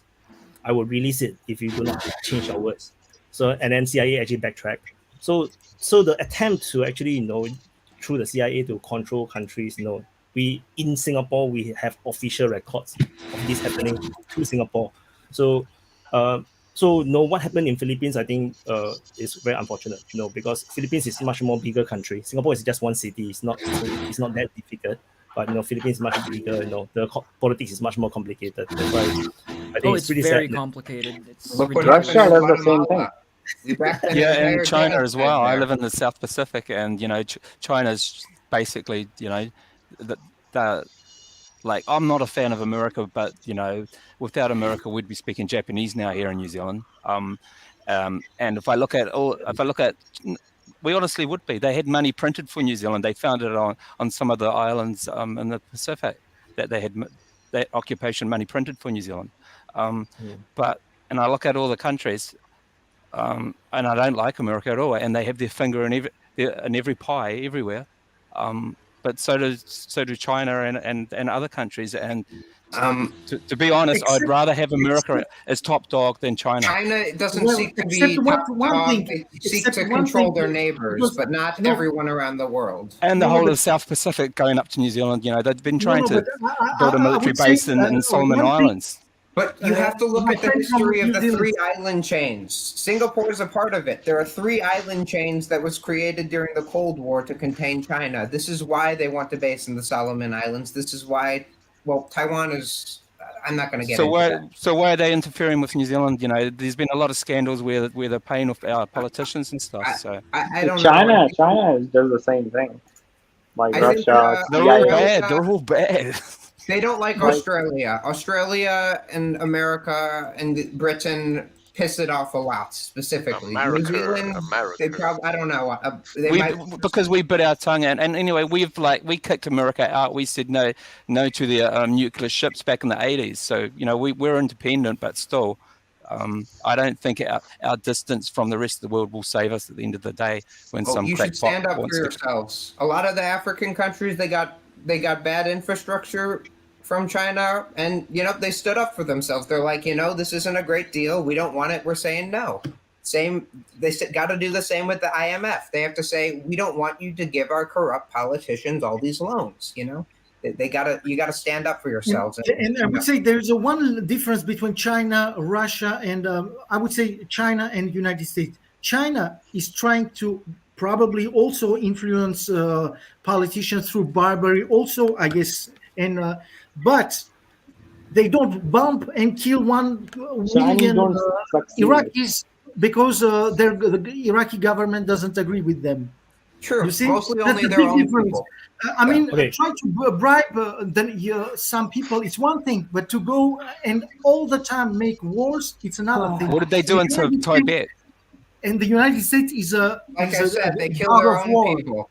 And what did they do in Tibet? They did genocide. Again, okay. Not quite, but they're trying to sort of erase the cultural genocide.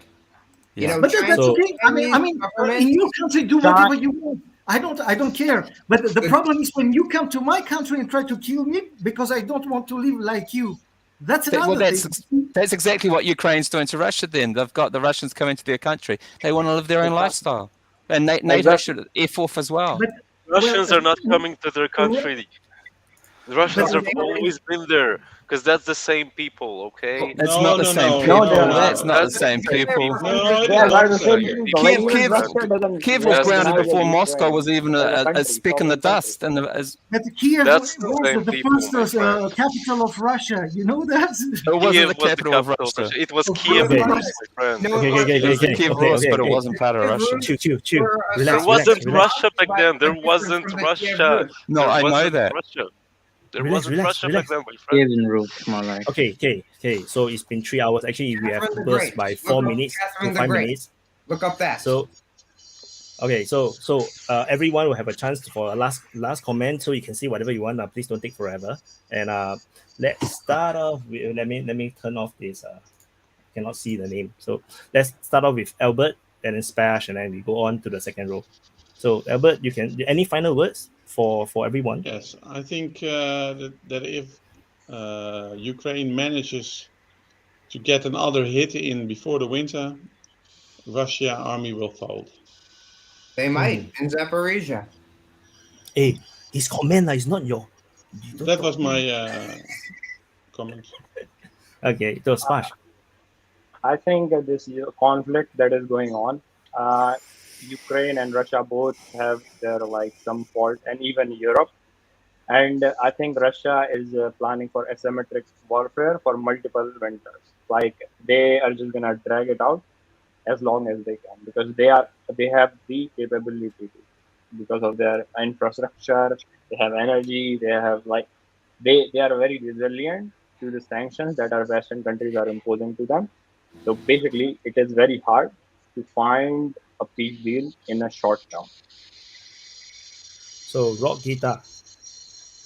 So what I think, first of all, I will not try to guess what will happen. Unfortunately, it is beyond. It's a chaotic. Human societies are chaotic, but what I think that what will happen, whatever happens, the ones who will really suffer the most are the Ukrainian people. The ones who will really gain something from it is the United States. Europe will suffer economically, and Russia too. But ultimately, whatever happens, I think the worst is unfortunately for the Ukrainians. And as long as NATO continues to help Ukraine, there will be more death. So I would say the better would be to NATO to stop to help Ukraine and to push Ukraine to negotiations. So Daniel, that's all. Yes, I think we can all agree that this war should have never happened, and we can point fingers at each other for very long. But people are dying. People are dying from all sides. Okay, and soon people will start dying in Europe, and my heart really goes out to the people in Europe. You're going to experience a very tough time, and my friend, I'm really, I don't want anything bad to happen to you. I'm really sad that this cancer of war and hate is spreading, and we really, as people of our countries, we should press our whatever who is elected or not elected in our countries and go out of the streets and take action. We really should take action. We should stop this madness. The world is going towards total war, and it can seriously end in nuclear disaster. It's not a joke. It's not a fucking joke. Okay. Russia sees a real threat to its existence, and they will keep going. They will keep going. Okay, nothing will stop the Russians. Nothing ever stopped the Russians. They will not stop. You can pray all you want. They can go for a year, for 2, for 5, for 10, for 20 decades. Okay, but yeah, I see I need to stop. Yeah, I need to stop. But Ahmad Sila, brothers, работайте, братья. Peace from Israel, guys. Peace from Israel. Bob? There are two ways you can deal with an existential threat. You can either compromise and come to some sort of understanding and some sort of peace, or you can completely destroy the threat. And I'm praying for peace every day. It's a similar case with Israel and Iran. I hope they make the peaceful choice. Me too. Ezra?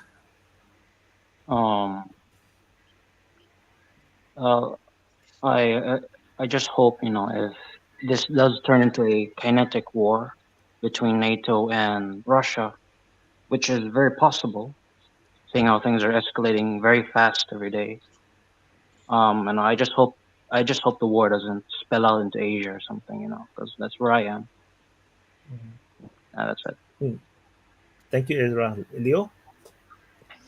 I think one of the sadder things about this war is how many people who have observed it from a spectator seat, who probably don't have much to gain or anything to gain or lose, whichever direction this war is going, have started cheering for both sides as if it was a sports game, rather than an actual human tragedy. That's it. Oh, also wait, one last thing. This is the only war I've ever seen where images of anime girls start popping up in guns, in pillows, in trucks and whatnot, and I was just absolutely flabbergasted seeing that. There's a whole compilation of that stuff in some link somewhere. Anyway, yeah, because that's it. a lot of people who are fighting there, right? Like they are from our generation, so like they have watched. Okay. Stop. So, Jezza. Yeah, I just pray for peace in that. Obviously, I support Ukraine. I have a lot of friends there who are fighting and have heard first-hand accounts of atrocities that do take place. I haven't witnessed them, but I know these people from living with them in Germany for 15 years, and I don't believe they're lying. I hope that the Russians, you know, I don't believe Putin cares for his people. When you see the conditions that the Russians are actually fighting in, the corruption that's there rotten to the core. There is no need for war, but unfortunately, I hope it doesn't get to a point where it just spirals out of control. Thank you. And there is also a super chat saying by 501 Carl. So so that's the airtime for him.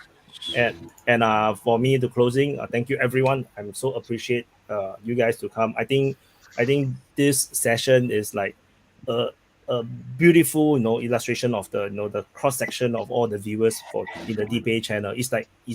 We have all sort of views, all sort of political alignments, even probably ideology, whatever. And I really want to show this to the world as well, that this is the beauty of DPA community. That we are rational people, that we want to talk. It doesn't matter you you are pro Russia or pro Ukraine. I think it's more important that we can talk and we can share ideas. We agree to disagree. There are certain things that we can never agree about, like Bucha, but it's okay. We can still talk, and then I think I'm very happy with this stream. I hope to see you guys again in the next time. I hope to do this weekly, but I'm not sure I will remember. Sometimes I think I will forget about it, and I don't dare to schedule, because I think if I schedule, I confirm I will forget about it. Depend on my work schedule, I will try my best. If you can do this weekly, it will be quite fun as well, I think. And then because we got so many viewers, right, I think a lot of people would like to share their views, and I would love to see you guys back again. And Selamat Dipani. Thank you, everyone. So Thank you, Wyatt. It was fun. It was very nice meeting you guys. Слава Україні, в составе Польши. Bye-bye. Bye, guys. Bye, guys. Bye. Bye, guys. Good night. Bye. Good morning. So thank you everyone, all the viewers, for joining in this the first ever open mic that is actually open to public and open to you viewers from the YouTube channel. And thank you for the consistent around 300-400 people watching. That's amazing. And thank you for everyone that have put in the super chats. This I highly appreciate the super chats. I think it also helps to guide the conversation a bit. Like I said just now, I hope to do this weekly if I can. If I remember, it will not be scheduled. There will always be abrupt. Suddenly it will appear. So I hope you guys will you'll get surprised when it happens. And I I'll see you in the next update. Outro. Oh, I forgot this is not my other my other thing. This one that have outro. Okay, bye bye.